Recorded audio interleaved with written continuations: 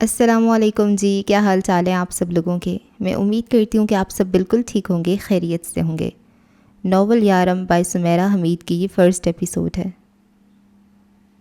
عشق ایک داستان ہے، محبت کے اسرار کی، انوار کے قیام کی، امرہا اور آلیان کی۔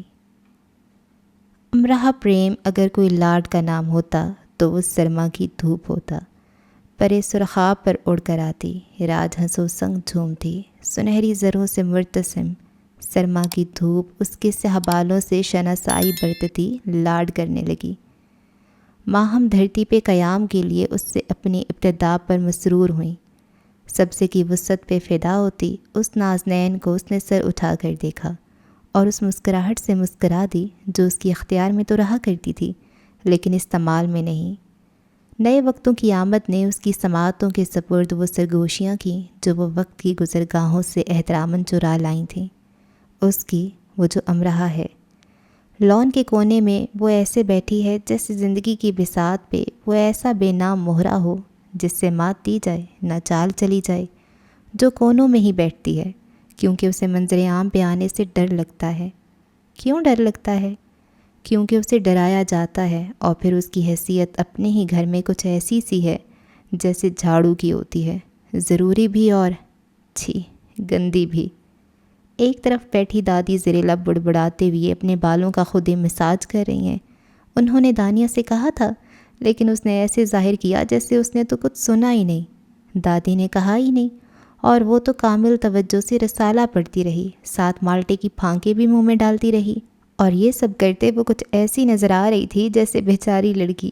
دانیہ کل ہی تو اپنے ایم فل سے فارغ ہوئی ہے اور آج کچھ ذرا سی دنیا دار سی نظر آ رہی ہے۔ اماں فون پر بات کر رہی ہیں، حماد کانوں میں ایئر فون لگائے نیا نیا ریپ میوزک سے متعارف ہو رہا ہے کیونکہ اسے چلنے میں خاصی دشواری ہو رہی ہے اور اس کے دونوں ہاتھ ہوا میں ایسے مڑ مڑ کر لہرا رہے ہیں کہ خدا نخواستہ اسے ٹہلتے ٹہلتے مرگی کا دورہ پڑ رہا ہو، اور وہ کونوں میں خود کو چھپانے والی موبائل انٹرنیٹ پہ مصروف ہے۔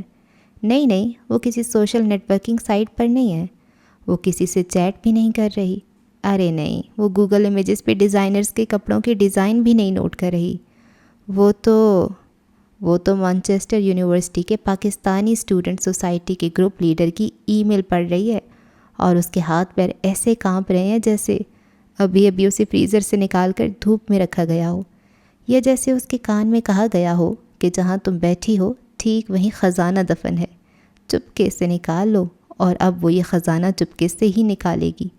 اس سے اپنی چیخ دبائی نہیں دب رہی تھی اور یہ اس نے ہلکی سی چیخ مار ہی دی۔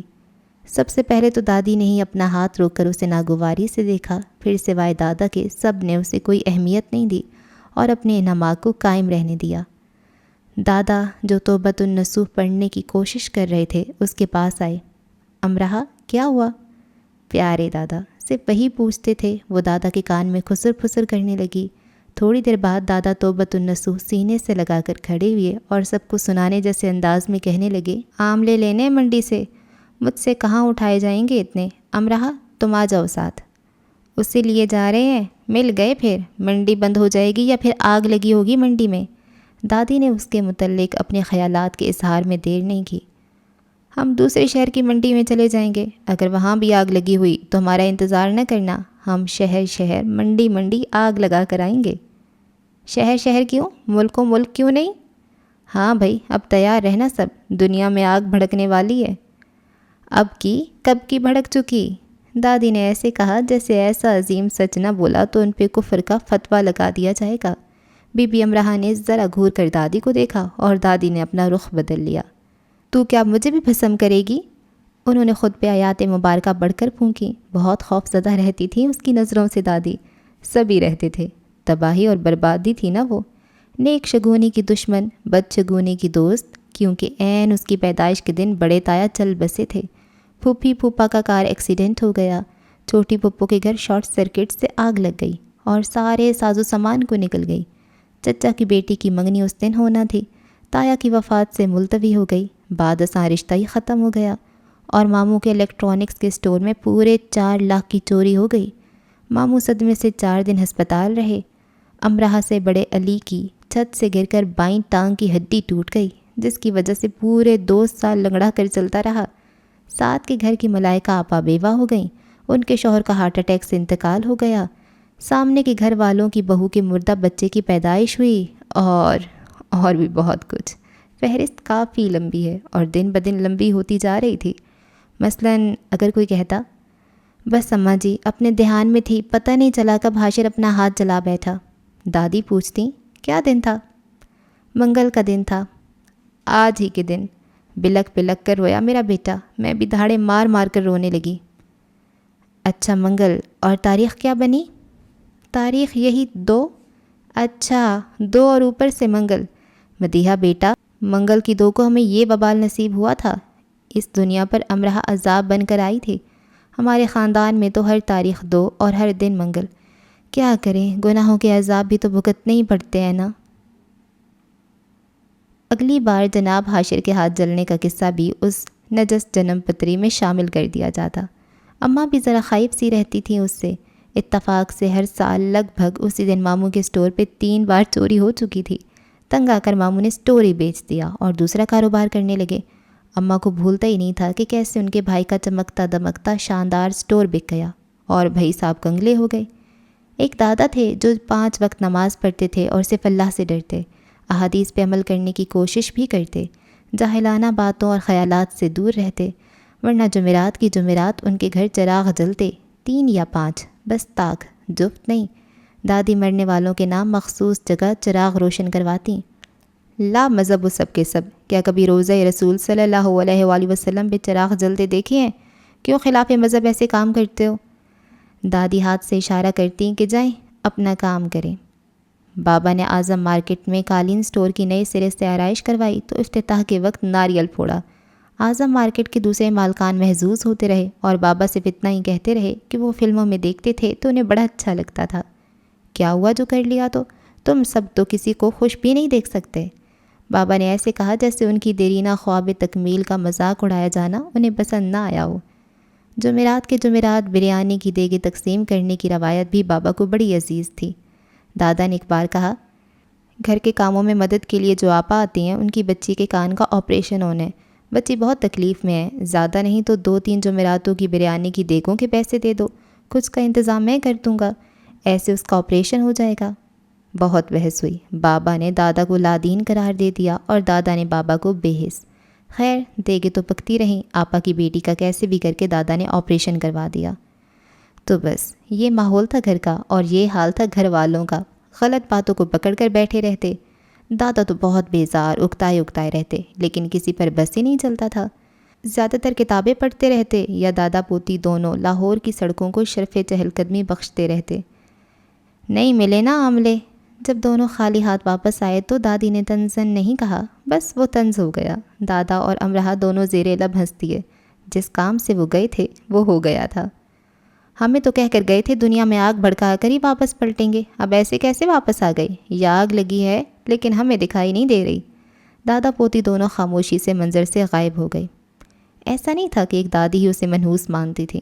دادی اور اماں کی دیکھا دیکھی علی، حماد اور دانیہ بھی دادی کے کہے پہ یقین کرنے لگے تھے، کچھ اس لیے بھی کہ ان کی امرہ سے بنی ہی نہیں تھی اور اس لیے بھی کہ امرہ نے ان سے بنا کر رکھی ہی نہیں تھی۔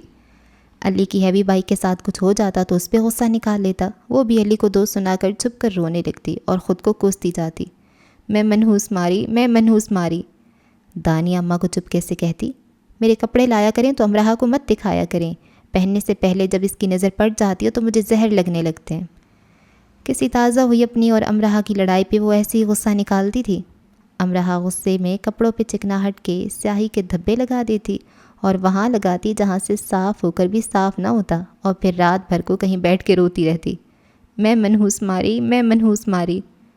اس منحوس ماری کو بس دادا نے ذرا سنبھالا، انہی کے کمرے میں ایک طرف اس کا بیڈ رکھا تھا، وہی اس کی اماں ابا بہن بھائی بن گئے تھے۔ اس کی باتیں سنتے، اس سے باتیں کرتے، وہ رات بھر بیٹھ کے اس کے فضول اور بے سروپا سے شکوے سنتے اور سارا دن کس نے دل دکھایا اس بات پر مل کے آنسو بہاتے رہتے۔ وہ انہی کے ساتھ رہتی، انہی سے پیسے لیتی، انہی کے ساتھ سہیلی کے گھر جاتی، وہ امرہ کے ساتھ اسی سب میں مصروف رہتے۔ ایک رات اس نے بابا کو اماں سے کہتے سن لیا، اسٹور پر 4 لاکھ کا لکڑی کا کام کروانے جا رہا ہوں، کسی کو بتانا مت، خاص امرہ کو۔ وہ رات بھر روتی رہی، ہچکیاں لیتی رہی اور بد دعا دیتی رہی کہ وہ مر جائے یا ساز و سامان کو آگ لگ جائے، پر نہ وہ مری نہ آگ لگی، بلکہ بابا کے پیسوں میں سے 1.5 لاکھ روپے کم ہو گئے۔ چھوٹی پھپھو آئیں اور کسی ضرورت کا کہہ کر پیسے لے گئیں۔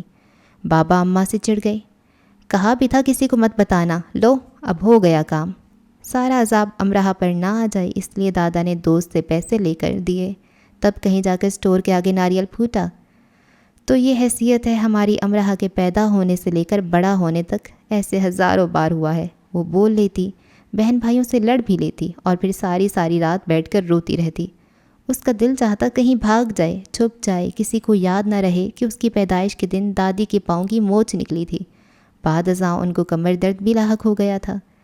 دانیہ حماد علی کبھی جل کر کبھی مذاق میں کبھی اس کو روتا دیکھنے کے لیے اس کی نحوست کے قصے سناتے رہتے کہ وہ بھول نہ جائے کہ وہ کون ہے۔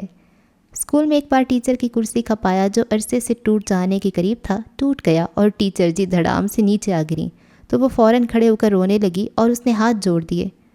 ٹیچر، میں نے کچھ نہیں کیا، یہ کرسی خود بخود ٹوٹی ہے، میں سچ بول رہی ہوں۔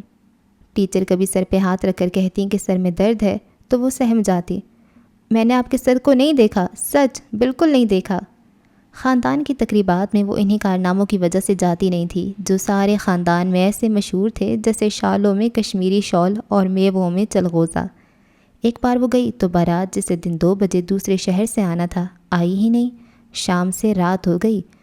ان کی گاڑیاں موٹر وے پہ خراب کھڑی تھیں، دلہا باراتیوں کے بغیر آنے کے لیے تیار نہیں تھا۔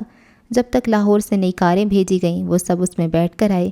رات کے 12 بج چکے تھے، سب مہمان جا چکے تھے اور صرف قریبی عزیز ہی موجود تھے۔ وہ بھی دادا کے ساتھ چپکے سے گھر واپس آ گئی اور اپنے نئے ڈیزائنر ڈریس کو آگ لگا دی۔ اس کے سب کزنز اس کے گرد گھیرا بنائے اس کا مذاق اڑانے میں مصروف تھے۔ نانا ذرا پوچھئے کھانا جل گیا یا بچ گیا؟ امرہ آئی ہے نا آج؟ بجلی کے کنیکشن بھی چیک کروا لیجئے گا، شارٹ سرکٹ سے آگ نہ بھڑک اٹھے، کسی ایک نے کہا۔ میں تو دعا کرتی ہوں کہ دولہا بھائی خیریت سے آ جائیں، خوبصورت نظر آنے کی کوشش کرتی خالہ زاد بولی۔ مجھے تو دلہن کی فکر ہے، افواہ اڑی تھی کہ 2 لاکھ کا لہنگا جلتے جلتے بچا ہے۔ ادائے نازنین اپناتے دوسری خالہ زاد نے بھی بولنے میں دیر نہیں کی۔ لہنگا تو بچ گیا لیکن دلہن کے بال جل گئے، ویسے آئرن مشین بال جلاتی تو نہیں، لیکن کچھ بھی ہو سکتا ہے آج تو، کوئی تیسرا بولا۔ ہم سب تو مذاق کر رہے تھے، امرہ تو سنجیدہ ہو گئی، وہ رونے جیسی ہو جاتی تو کوئی کہہ دیتا۔ 3 گھنٹے بعد اس کا خالہ زاد تنی ہوئی اعصاب کے ساتھ ایسے آیا جیسے کسی کو پھانسی گھاٹ لے جانے آیا ہو۔ 4-5 گھنٹے سے پہلے بارات نہیں آئے گی، سب امرہ سے معاذرت کرو، اس نے ہماری معاذرت قبول کر لی تو شاید بارات جلدی آ جائے۔ بکواس بند کرو سب اپنی، وہ اتنی زور سے چلائی کہ ان 10-12 کا گروپ سن سا ہو گیا۔ میں تمہارا منہ توڑ دوں گی احسان، اس نے بمشکل خود کو رونے سے روک کر چلا کر کہا۔ منہ تو تمہارا توڑنا چاہیے جو اپنی ساری نحوست لے کر میری بہن کی شادی خراب کرنے آ گئیں۔ امرہ کا جی چاہا وہ سارے پنڈال کو آگ لگا دے، بھڑکا دے، کاش باقی شارٹ سرکٹ ہو جائے اور سارے روشن کمکمے بجھ جائیں تاکہ اس کی دھاڑیں مار مار کر روتے تاریک چہرے اور کپ کپاتے وجود کو کوئی نہ دیکھ سکے۔ وہ کب سے سب کے مذاق میں چھپے طنزوں کو جھیل رہی تھی۔ وضو کرنے کے بعد مسجد میں جانے سے پہلے خود کو آئینے کے سامنے کھڑا کر کے ضرور دیکھنا، شاید دوبارہ کبھی مجھے یہ سب کہتے تمہاری زبان لڑکھڑا جائے اور تمہیں یہ بات سمجھ میں آ جائے کہ کچھ بھی برباد اور آباد کرنے کی طاقت انسان کے ہاتھ میں ہے نہ اختیار میں۔ حکم کن اور عمل فیکون، رب کی خوبی ہے اس کے بندوں کی نہیں۔ بمشکل خود کو رونے سے بچاتے اس نے 5 وقت کے نمازی حسان سے کہا اور باقی سب کی طرف افسوس سے دیکھا۔ دادوں کو لے کر وہ چپکے سے گھر آ گئی۔ اس کی سگی خالہ زاد کی شادی تھی، اس کے دل میں بھی ارمان تھے شادی کو لے کر۔ اس نے خاص اس شادی کے لیے بہت تیاریاں کی تھیں لیکن سب نہ صرف بیکار رہ گیا بلکہ اسے دکھ دے گیا۔ اس نے ایک سفید کاغذ پر میں کسی تقریب میں نہیں جاؤں گی، کبھی بھی نہیں، وعدہ لکھ کر اپنی الماری کے اندرونی دیوار پہ چپکا دیا۔ جب کبھی اس کا کہیں جانے پہ دل چاہتا وہ الماری کھول کر اپنے وعدے کو یاد کر لیتی۔ یہ سب وہ کرتی تو گئی لیکن بہت اکیلی ہوتی گئی۔ وہ آسانی سے رو پڑتی، اسے آسانی سے رلایا جا سکتا۔ جیسے کہ کوئٹہ والے ماموں سال میں ایک بار آ جاتے تو کافی کا بڑا مگ پیتے ہوئے کہتے، بلاؤ ذرا امرہ کو، اسے رلائیں۔ وہ نہ جاتی تو ماموں کھینچ کر لے جاتے، ہنس ہنس کر سب لوٹ پوٹ ہوتے۔ وہ دھاڑے مار مار کر روتی رہتی اور ماموں اس کی نحوست کا ایک قصہ حوالہ جات کے ساتھ سنائے جاتے۔ اماں اسے ڈانٹتی، مذاق کر رہے ہیں ماموں، امراہ کیوں ایسے دھاڑے مار مار کر رو رہی ہو؟ دادا آتے سب کو ڈانٹ کر اسے لے جاتے، جاہل لوگ ہیں امراہ، ان پہ توجہ نہ دیا کرو۔ وہ کون سی عالم تھی جو خود کو اچھی طرح سمجھا لیتی، نو عمر، دکھی اور خود کو خود ہی منحوس سمجھنے والی، بس رو دینے والی لڑکی ہی تو تھی، اور پھر ہر بار خود کو فلسفوں سے مطمئن تو نہیں کیا جا سکتا۔ سب جاہل ہیں، پرسکون ہو جاؤ، سب پاگل ہیں، ہاں یہ ٹھیک ہے، ایسا سوچا جا سکتا ہے، ایسا کہا جا سکتا ہے، لیکن ایسا ٹھیک نہیں ہو پاتا۔ رزلٹ اگر 100% ہوتا بھی تو اگلی بار صفر ضرور جاتا ہے۔ وہ جتنا خود کو یہ سب جاہل ہیں کہہ کر بہلاتی، اتنا ہی اگلی بار ان سب جاہلوں کی باتوں پہ ہچکیوں سے روتی۔ دادا کی باتیں اسے تھپک تھپک کر سلاتی تھیں تو اسی نیند میں وہ ان کی سب باتوں پر گراتی تھی۔ امراہ دکھیوں میں سب سے دکھی، امراہ تنہائیوں میں سب سے تنہا۔ دادا گورنمنٹ پنجاب پبلک لائبریری میں لائبریرین تھے۔ اسکول کی چھٹیوں میں وہ سارا دن پنجاب لائبریری میں گھومتی رہتی تھی۔ ویسے بھی دادا اسے گھر میں کم سے کم رہنے دیتے تھے۔ وہ اسکول سے پیدل چل کر لائبریری آ جاتی، دونوں دوپہر کا کھانا وہیں کھاتے۔ اسی ملازمت کے دوران دادا نے کتابیں پڑھی تھیں اور اسی لیے وہ جمعرات کو مرنے والوں کے نام کے دیے نہیں جلاتے تھے۔ شام کو دونوں چہل قدمی کرتے، لاہور مال روڈ کی لمبی سڑکوں سے ہوتے، سردی گرمی بھنے چنے اور راکھ پکی چھلی کھاتے، رات گئے گھر آتے۔ امراہ کا دل چاہتا کہ رات کو بھی گھر نہ جائے اور بھلے سے مال روڈ کے فٹ پاتھ پر سو جائے۔ گھر پہ نظر پڑتے ہی دادا آہ صورت کہتے، لو آ گئی جیل۔ پاگل ہو گئے ہو تم کتابیں پڑھ پڑھ کر، ڈھنگ کی نوکری مل جاتی تو عقل تو نہ جاتی۔ دادی سن لیتی تو کہتی۔ دادا کو ڈھنگ کی نوکری نہ ملی لیکن ڈھنگ سے عقل ضرور مل گئی۔ بابا نے اپنے وقت کی 10 کو بھی جیسے اپنے اسٹور پہ رکھ کر بیچ دیا قالینوں کے ساتھ۔ پتہ ہی نہیں چلتا تھا کہ 10 جماعتیں پڑھے ہیں کہ 10 تک گنتی۔ علی بڑا تھا اور کمال کا بڑا تھا، ہر جماعت میں سینئر ہی رہتا، 2 سال ضرور ہی لگاتا۔ پھر حماد تھا، اسے دنیا بھر کے گانے والوں، ناچنے والوں اور انہیں نچانے والوں کے نام، گھر، قومیت، مذہب، شادی، بچوں، افیئرز کے بارے میں تو معلوم تھا، لیکن یہ نہیں کہ ایف اے کے بعد کی ڈگری کو کیا کہتے ہیں اور اسے پاس کیسے کرتے ہیں۔ کتنا چاہا دادا نے کہ ایک انجینئر بن جائے یا پھر کالج میں لیکچرار، ورنہ ایک ہسپتال میں ڈاکٹر اور ایک پاک آرمی میں کپتان، لیکن دادا کے سوچنے سے تو کچھ نہیں ہوتا نا، ویسے ان کے کہنے سے بھی کچھ نہیں ہوا۔ پھر امراہ کا نمبر تھا، کم وہ بھی نہیں تھی، پر کیونکہ بیچاری سی تھی اس لیے ہر وقت روتی رہتی۔ بڑی مشکل سے دادا نے اسے 8 جماعتیں پاس کروائیں۔ تازہ تازہ ہوئے کسی واقعے پہ روتے بھی اس نے پڑھائی چھوڑنے کا فیصلہ کر لیا اور عمل بھی۔ سارا دن دادا کے ساتھ لائبریری رہتی۔ دادا نے منت کی، امراہ میٹرک کر لو۔ اس سے کیا ہوگا؟ تعلیم سے کیا نہیں ہو سکتا؟ سب مجھے پسند کرنے لگیں گے کیا؟ استہزائیہ انداز۔ تمہیں یہ فکر کیوں ہے کہ سب تمہیں پسند کرنے لگیں؟ تعلیم تم نے اپنے لیے حاصل کرنی ہے، اپنی زندگی کو تعمیر کرنے کے لیے۔ میری زندگی میری نحوست نے تعمیر کر دی ہے۔ اب طنزیہ انداز۔ تمہیں اتنا کمزور نہیں ہونا چاہیے کہ تم ایسے ہتھیار پھینک دو۔ معاشرہ، ماحول یا لوگ کیسے بھی ہوں، ہمیں اپنے راستے بنانے نہیں چھوڑنے چاہیے اور ان راستوں پر روشنی کے انتظامات میں لگے رہنا چاہیے۔ ایسی باتیں کتابوں میں اچھی لگتی ہیں دادا۔ کتابیں نازاں ہیں، ایسی باتوں کی ملکیت پر ہمیں بھی ان پہ عمل کر کے نازاں ہونا چاہیے امراہ۔ میں جو کہتی ہوں وہ آپ سمجھتے نہیں۔ کتنی بار کہا ہے کہ بھاگ چلتے ہیں کہیں دور، بہت دور۔ وہ ہر بات کو اسے ایک بات پہ ختم کرتی، اسے بس کسی طرح اپنے ماحول سے دور جانا تھا۔ جہاں رونا بھی پڑے تو اس کی تمہید کچھ اور ہو، جہاں اداسی آیا ہی کرے تو اپنے ساتھ مسرت کو چھپا لایا کرے، جہاں دن ہو، شام ہو، رات ہو، پر آہ نہ ہو۔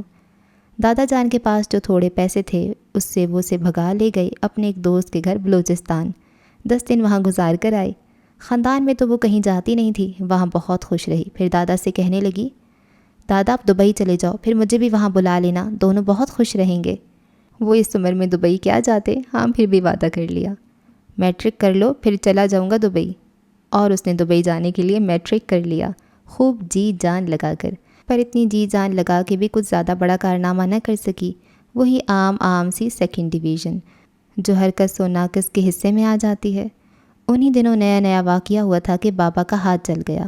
دادی اپنی فطرت سے مجبور اس پہ طنز کرنے لگیں۔ وہ آگے سے جواب دینے لگی تو بابا نے غصے سے جلا ہوا ہاتھ اس کے منہ پہ تھپڑ بنا کے مار دیا اور مزید غصے سے اس نے اپنا سر دیوار میں زور سے دے مارا۔ سر سے خون نکلا، سر میں بہت درد ہوا اور خون کو بھلا کر وہ بابا کے تھپڑ کو روتی رہی۔ رات کے پہلے پہر سے آخری پہر تک، پھر اپنے اسکول بیگ میں اپنے چند کپڑے رکھ کر گھر سے نکل گئی۔ چلتی گئی۔ حد تو یہ ہے کہ پہلی بار سڑک پہ یہاں وہاں پھرتے آوارہ گندے کتوں سے بالکل نہیں ڈری۔ آنکھوں میں اشک لیے، کندھوں پہ اسکول بیگ لٹکائے ایسے چلتی جا رہی تھی جیسے خدا نخواستہ دنیا میں اکیلی ہو۔ کچھ دور آگے جا کر سمجھ میں نہ آیا کہ اب کہاں جائے، تو سڑک کے کنارے فٹ پاتھ پر بیٹھ کر رونے لگی۔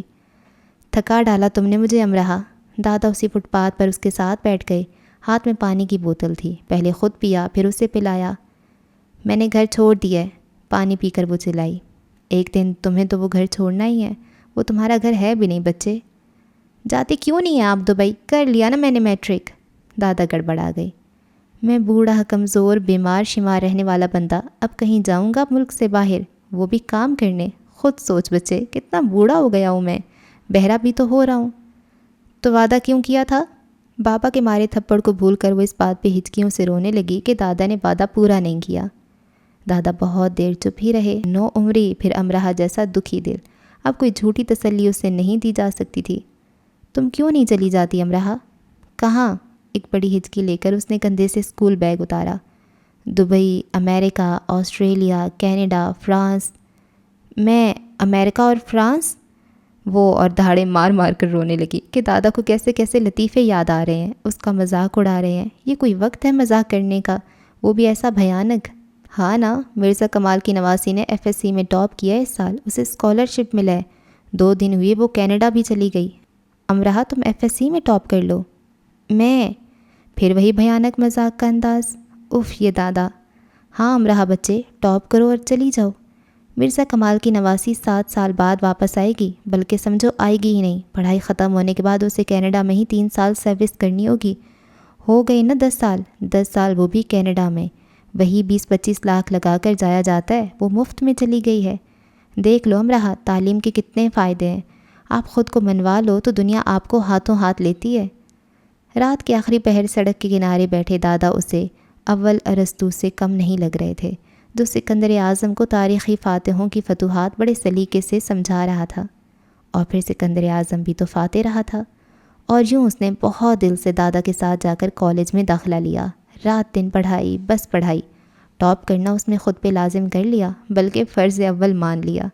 اسے اتنا یقین تھا خود پر کہ وہ خود ہی سب دوستوں اور ہم جماعتوں کو بتانے لگی، مجھے تو کینیڈا جانا ہے، پورے 10 سال رہوں گی وہاں۔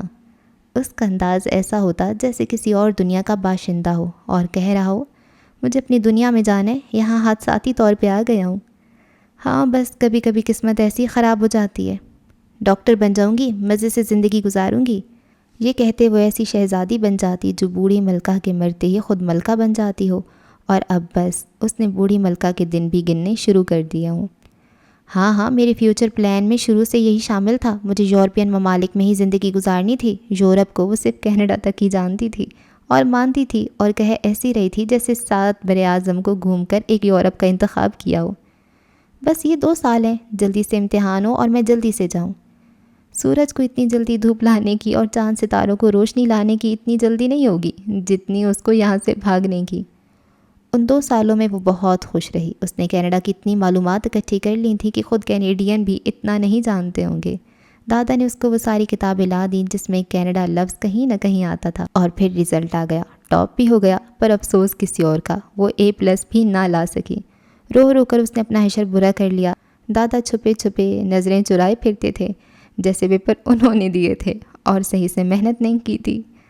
چند جگہوں پہ اسکالرشپ کے لیے اپلائی کیا، مگر جہاں AA+ والوں کی بھرمار ہو وہاں A گریڈز کو کون پوچھتا ہے۔ دادا کو ان دنوں معلوم ہوا ملک میں کتنی تعداد لائق طالبہ کی ہے۔ جہاں جہاں وہ اس کا فارم جمع کروانے گئے تھے وہاں موجود جمع غفیر دیکھ کر انہیں خوشی تو ہوتی، ساتھ ہی امرا کا سوچ کر افسوس بھی ہوا۔ انہیں اندازہ ہو گیا کہ اسکالرشپ ملنا مشکل ہے، اور وہی ہوا جس کا ڈر تھا۔ اس کو اسکالرشپ کے ایڈمیشن فارم کے بجائے معذرت کے 3 لیٹر آئے۔ گھر والوں کو کوئی خبر نہیں تھی کہ ان دونوں کے درمیان کیا چل رہا ہے۔ امرا کا بخار اتر کیوں نہیں رہا؟ دادا اور امرا کی بول چال کیوں بند ہے؟ ادھر اس کے دوستوں کے فون آنے شروع ہو گئے کہ کب جا رہی ہو کینیڈا؟ سنو ہم سے مل کر جانا، ہمت ہے جو تم اتنی دور اکیلی پڑھنے جا رہی ہو، میں تو سوچ کے ہی مر جاؤں۔ اس نے پچھلے 2 سالوں میں سب کو اتنا یقین دلا رکھا تھا جیسے اب تو یہ پکا گئی کینیڈا۔ وہ یہ سب طنز نہیں کر رہی تھیں، پر امرا کو طنز ہی لگ رہا تھا نا۔ بابا نے اس کی منگنی کر دی، اس نے بھی کروا لی کہ کینیڈا تو گئی نہیں، دوسرے گھر ہی چلو، لیکن دوسرے گھر بھی نہ جا سکی۔ 6 ماہ بعد ہی منگنی ٹوٹ گئی۔ ظاہر ہے انہیں بھی خبر ہو گئی کہ اس لڑکی کی پیدائش اور بعد از پیدائش سے کیسے کیسے واقعات جڑے ہیں۔ بابا کو غصہ تو بہت آیا، لیکن کیا کر سکتے تھے۔ اماں اور دادی پر ناراض ہوئے کہ کیوں ایسی ایسی باتیں کر کر کے امرہا کو اتنا مشہور کر دیا کہ اس کا رشتہ ہی ختم ہو گیا۔ اماں اور دادی بھی پچھتائیں، پر اب دیر ہو چکی تھی نا۔ پھر دوسرا رشتہ ہوا۔ بابا نے فوراً شادی کی تاریخ دے دی۔ لڑکے والوں کو نہ منگنی نہ نکاح، فوراً شادی، اور شادی سے 15 دن پہلے جب وہ اپنا سرخ شرارہ پہن کے دیکھ رہی تھی، اسے دلہے کے جوان بہن کی بیوہ ہونے کی خبر ملی۔ قصہ ہی ختم۔ اور اس بار اسے خاندان سے وہ کچھ سننے کو ملا کہ اس نے دادی کی نیند کی گولیاں کھا لیں۔ ہفتے بعد جب وہ ٹھیک ہو کر گھر آئی تو اس کا جی چاہا کہ پھر سے نیند کی گولیاں کھا لے اور مر جائے۔ اماں بابا کونوں کھدروں میں چھپ کر روتے، دادی ہائے میری جوان بچی ہمیں چھوڑ کر چلی گئی کہہ کر ہچکیاں لیتی ہو، دادا ہمیشہ کے لیے گھر چھوڑ کر چلے جائے، اور بابا دادی دیوانوں کی طرح دادا کو ڈھونڈتے ہوئے، اور دادا رات کو چھپ کر اس کی قبر پہ آ کر روئے۔ اسے اپنی موت کے تصور سے ایسی راحت ملی کہ سب روتے رہیں گے جنہوں نے اسے رلایا ہے، پر وہ یہ سب تصور ہی کر سکی، دوبارہ موت کو گلے نہ لگا سکی۔ دادا اسے بات کرنے کی، اسے منانے کی کوشش کرتے رہتے، پر وہ دادا سے بات ہی نہ کرتی، جیسے اس کے ساتھ ہوئے ہر برے حادثے کے ذمہ دار وہ ہوں۔ جوان لڑکی نے خود کو ختم کرنے کی کوشش کی، اور یہ سب ان جاہلانہ باتوں کی وجہ سے ہوا جو وہ بچپن سے اپنے لیے سنتی آ رہی تھی۔ اگر وہ نیند کی گولیوں سے نہ مرتی تو ذہنی دباؤ سے مر جاتی۔ میرے پاس اتنے پیسے نہیں امرہا کہ تمہیں پڑھنے کے لیے باہر بھیج سکوں، نہ ہی تمہاری شادی ہو رہی ہے۔ میں نے تمہارے بابا سے بات کی ہے، وہ الٹا مجھ پہ ہنسنے لگا کہ تم پہ اتنے لاکھوں روپے لگا کر تمہیں پڑھنے کے لیے بھیجنے سے اچھا ہے تمہارے لیے زیورات بنا کر رکھ لے، یا تمہارے نام کے پیسے بینک میں جمع کرا دیں تاکہ تمہاری شادی میں کام آئے۔ دیکھو اب تو یہ سوچ ہے ہم سب کی کہ تعلیم پہ پیسہ لگانا بربادی سمجھتے ہیں اور اپنی ناک اونچی رکھنے کے لیے لاکھوں کا جہیز بنا دیتے ہیں۔ امرہا میں بیزار ہوں ایسے لوگوں سے جو مقدس راتوں کو جا کر عبادت کرتے ہیں اور سارا سال گناہ کی مختلف حالتوں میں مبتلا رہتے ہیں۔ جہالت، جھوٹ، حسد، بے ایمانی سے خود کو بچانے کی رائے برابر بھی کوشش نہیں کرتے اور وضو کر کے نماز کے لیے کھڑے ہو جاتے ہیں۔ تمہاری سابقہ ساس جنہوں نے رشتہ ختم کیا وہ مذہبی اجلاس میں احادیث کا حوالہ دے کر تقریر کرتی تھیں۔ میں اس لیے بہت مطمئن تھا کہ تمہاری شادی وہاں ہو جائے، پر وہ بھی وہی خوش رنگ پھل نکلی جو اندر سے گلا سڑا ہوتا ہے۔ ہماری یہ منافقت معاشرے کے سکون کو دیمک کی طرح چاٹ رہی ہے۔ ہم جو خود کو سیدھی راہ پہ سمجھتے ہیں ہم الٹی طرف جا رہے ہیں، الٹے پیروں جا رہے ہیں۔ امرہا میرے دل کے ٹکڑے، اب دوبارہ مرنے کی کوشش نہ کرنا، میں کیسے اس دکھ کو جھیلوں گا؟ دیکھو کوئی نہ کوئی راستہ نکل آئے گا۔ دادا نے اسے بلوچستان کا 15 روز کا ایک اور دورہ کروا دیا اور جیسے تیسے منا کر کالج میں داخلہ کروا دیا، پر اب اس کی زندگی تھوڑی تلخ ہو چکی تھی۔ اس کی 2 منگنیاں ٹوٹ چکی تھیں۔ ماموں نے اپنے بڑے بیٹے کے لیے دانیہ کا ہاتھ مانگ لیا۔ اماں اور دادی نے خود امرہا کے لیے کہا، لیکن ماموں دانیہ کے لیے اصرار کرتے رہے۔ اتنے ڈرپوک ہیں سب، کوئی بھی رسک لینے کو تیار نہیں، وہ تلخی سے دادا سے کہتی۔ جو خدا سے دور ہوتے ہیں وہ ایسے خوف زدہ ہوتے ہیں۔ میں تو خدا سے دور نہیں، پھر میرے ساتھ یہ سب کیوں؟ کبھی قدرت بے خبر سونے والوں کے سر پہ کنکر مارتی ہے تاکہ وہ بیدار ہو جائیں اور اپنے مقصد حیات کی طرف لپکیں۔ میرا کوئی مقصد نہیں، بس خوش رہنا چاہتی ہوں۔ ہو سکتا ہے کوئی تمہارا مقصد بن جائے اور تم ایسے خوش رہو کہ تم اپنے ماضی کے دکھوں پر ہنسو۔ ہو سکتا ہے خدا نے تمہارے لیے کچھ اور سوچا ہو جو اچھا نہ ہو بلکہ شاندار ہو۔ مجھے اس پہ شک ہے۔ میرے لیے بھی کیا ہوگا؟ کچھ بھی نہیں، ہاں بس کچھ بھی نہیں۔ اسی دوران ایسا ہوا کہ جس سے اس کی منگنی ٹوٹی تھی اس کی شادی اس کی خالہ زاد مائرہ سے ہو گئی۔ مزید یہ کہ اس کی جلد پروموشن ہو گئی اور کمپنی کی طرف سے ایک بہترین گھر مل گیا۔ شادی کا تحفہ یورپ کا 1 ماہ کا ٹور۔ مائرہ نے ایک دن اسے فون کیا، میں نے طفرہ سے آپ سے کہا کہ مجھ سے شادی کر کے بچ گئے آپ، ورنہ اگر امرہا چھوڑو، ویسے اچھے خاصے کنگلے ہو جاتے اور پتہ نہیں کیا کیا ہو جاتا ان کے ساتھ۔ وہ خاموشی سے مائرہ اور افرا سے آپ نامہ سنتی رہی۔ عاجز آ کر مائرہ نے پوچھا، کچھ تم بھی بولو، کچھ کہو۔ اس نے فون بند کر دیا، بس اتنا ہی جواب کافی تھا۔ کالج وہ جا رہی تھی، دادا سے کم بات کرتی، ان سے ناراض تھی۔ دادی اور اماں اب اس کے گھر میں کچھ نہیں کہتے تھے۔ گھر میں آگ بھڑکتی، دادی کے پیر میں موچ آ جاتی، حماد کا موٹر سائیکل حادثہ ہوتا یا بابا کو اسٹور پر کوئی نیا نقصان اٹھانا پڑتا، کوئی کچھ نہ کہتا کیونکہ یہ ٹھیکہ زور و شور سے اب دوسروں نے لے لیا تھا۔ امرہا کو ایسا لگتا تھا کہ تاریکی کا گہرا جنگل ہے جس میں وہ بھٹکتی پھر رہی ہے اور روشنی کی کرن ہے کہ آ کر نہیں دے رہی۔ اسے لگتا ہے دنیا سب کچھ بھول جائے گی مگر اس کے متعلق کچھ نہیں بھولے گی۔ وہ دعا کرتی تھی کہ کاش کوئی ہوا چلے اور سب کے ذہنوں سے اس کا نام مٹا ڈالے، نہ کسی کو اس کا نام یاد رہے، نہ اس نام سے جڑے شخصیت سے جڑے واقعات۔ گھر میں مہمان آتے تو وہ لائبریری چلی جاتی، وہاں بھی شام تک ہی رہ سکتی تھی۔ پھر دادا اسے لیے گھومتے پھرتے اور اسے بات نہ کرتی مگر ان کے ساتھ گھومتی رہتی۔ دادا جانتے تھے وہ لوگوں کا سامنا کرنے سے خوف زدہ رہتی ہے، خاص کر رشتہ داروں اور جاننے والوں سے، اور یہ خوف انہی لوگوں نے اس کے اندر پیدا کیا تھا۔ وہ خاندان کی تقریبات اور گھر میں کسی کو دکھائی نہ دیتی تھی، پھر بھی وہ ان سب میں بے حد مقبول تھی۔ وہ ڈسکس کیے جانے کے لیے، کہے لگانے کے لیے ایک بہترین موضوع تھے۔ وہ سانپ سیڑھی کا کھلاڑی تھی جسے سانپ بار بار کھا لیتا ہے، اس کی دم سے لٹکتا وہ سب سے نچلے درجوں میں آ جاتا ہے، بار بار۔ امرہا جیسی خوبصورت لڑکی کو نچلے درجوں میں دیکھنا خاندان کی حاسد لڑکیوں کا پسندیدہ مشورہ بھی تھا، اور وہ حاسد لڑکیاں ہی کیا، کون ہے جو اپنے پہلے نمبر اور دوسروں کے لیے آخری نمبر پسند نہیں کرتا؟ لیکن انسان تو وہی ہے نا جو اپنے خود نمائی بے شک کرتا پھرے لیکن دوسروں کی خاموشی کی پردہ پوشی ہر حال میں کرے، اور ایسے انسان اب انسانوں کی ہجوم میں کہاں ملتے؟ اپنے آپ سے تلخ، اپنے ماحول سے غمگین، امرہا مایوس اور بیزار سی رہنے لگی۔ نہ معلوم یہ قدرت کا طریقہ کار تھا یا قدرت کی ترغیب کہ اس بدتر ہوتے ماحول سے نکلنے کے لیے اس نے کوشش تیز تو کر دی۔ 1.5 سال کے دوران اس نے مختلف بیرونی کالج اور یونیورسٹیوں کے ہزاروں آن لائن اسکالرشپ فارم بھرے، 50%، 60%، 70%۔ اس نے کسی یونیورسٹی کے کسی بھی طرح کی اسکالرشپ کو جانے نہ دیا۔ دادا نے اس دوران بابا کو منانے کی بہت کوشش کی کہ چند لاکھ کی بات ہے، بیٹی پر لگا دیں، پڑھ لکھ کر لوٹا دے گی، لیکن بابا کو یہ مشورہ ہی سراسر ایک مذاق لگا۔ بھلا پڑھنے لکھنے پر کوئی لاکھوں لگاتا ہے؟ دادا کو خاموشی اختیار کرنا پڑی، بحث فائدہ دیتی ہے نہ دلائل۔ مانچسٹر یونیورسٹی کے طلباء کی سوسائٹی اپنے ذاتی فنڈ سے 5 اسکالرشپ دے رہی تھی، اسے وہاں سے بھی انکار ہو گیا۔ 2 سالوں میں اس نے 200 بار "sorry, you are a good student but we can't help, best of luck" جیسی ای میلز پڑھی تھیں، پھر اس نے گنتی چھوڑ دی۔ لیکن ظاہر ہے انکار ناکامی کی کوئی حد بلا شبہ نہیں ہوگی، لیکن انکار سننے اور ناکامی سہنے والوں کی برداشت کی ایک حد ہوتی ہے۔ مانچسٹر یونیورسٹی کے اس انکار نے اسے ایک بار پھر گھٹنوں میں سر دے کر رلایا، اور اس نے بہت خفا ہو کر، بہت جل کر ایک خفا ای میل انہیں ضرور کی۔ "میں ہوئی منحوس ماری، میں جل کر مر جاؤں تو ہی اچھا ہے، بھاڑ میں جاؤ تم سب اور تمہاری اسکالرشپ آفر۔ اگلے ہی دن اسے ایک لمبی میل موصول ہوئی جس میں انتھک کوشش کرنے اور کبھی ہار نہ ماننے پر بڑا سا لیکچر تھا۔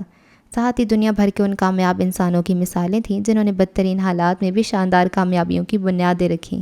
ان میں سر فہرست نام محمد علی اور چارلی چیپلن کا تھا۔ ساتھ ہی اسے بہت نرم انداز سے بتایا گیا کہ میٹرک میں اس کا B گریڈ ہے، FSC میں صرف A، اور گریجویشن بھی بہت مشکل ہے کہ وہ A+ کے ساتھ کر سکے۔ ایسی صورت میں جب اس کے پاس شاندار ایکیڈیمک رزلٹ نہیں، وہ کیسے اسے دوسرے شاندار تعلیمی قابلیت رکھنے والوں کے مقابلے میں اسکالرشپ دے دے؟ یہ تو سراسر ناانصافی ہوگی۔ ناانصافی، آئے بڑے انصاف کے علمبردار۔ آخر میں ایک چھوٹی سی سطر لکھی تھی جو کچھ ایسے تھی: "پھر بھی ہم سوچ رہے ہیں شاید آپ کے لیے کچھ کر سکیں، پلیز جل کر مت مریے گا، ہمیں وقت دیں۔" اس نے وقت دے دیا، اسے کیا اعتراض ہو سکتا تھا؟ اس دوران اس کا BA کا رزلٹ آ گیا۔ A+ تو جیسے بورڈ والوں نے اس پہ حرام ہی کر دیا تھا کہ جتنی محنت کر لے امرہا واجد کو A+ نہیں دینا۔ وہ بہت خفا سی رہی اپنے رزلٹ سے، لیکن کیا کر سکتی تھی؟ صرف اتنا کہ A پر پلس کا سائن صفائی سے لگا کر اپنی ڈگری مانچسٹر میل کر دی اور اس کی ذرا سی چلاکی کام کر گئی۔ پورا 1 مہینہ سوچنے کے بعد انہوں نے اسے کہا: "ہم آپ کو 70% اسکالرشپ آفر کر رہے ہیں، وہ بھی 30% ہر حال میں آپ کو 2 سالہ ڈگری کے دوران واپس کرنا ہوگا۔ باقی کو 50% آئندہ آنے والے 5 سالوں میں۔ اپنی رہائش اور کھانا پینا آپ کو خود دیکھنا ہوگا، ہم صرف عارضی طور پر یہ سب مہیا کریں گے۔" تو منحوس ماری اور جل مروں گی کے الفاظ کام کر گئے۔ انگریزی نما پاکستانی لرز اٹھے اور اسے اسکالرشپ آفر کر دیا۔ دادا کے ساتھ جا کر چپکے سے اس نے اپنا پاسپورٹ بنوا لیا۔ کچھ دادا نے اپنے اور کچھ دادا نے دوستوں سے قرض لیا اور باقی کا 30% جمع کر کے اس کے ہاتھ میں دیا۔ اب وہ دادا سے خوب چہک چہک کے باتیں کرتی۔ برسوں کی کٹی اب ختم ہوئی تھی، دادا پوتی میں اب پھر سے خوب بننے لگی۔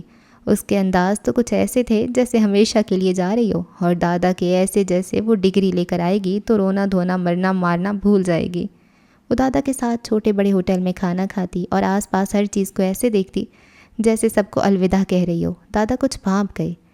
"امرہا، پڑھنے کے لیے بھیج رہا ہوں، یاد رکھنا صرف پڑھنا وہاں پہ، باقی تمہارے تمام فیصلوں کا اختیار آج بھی میرے اور تمہارے بابا کے پاس ہے۔"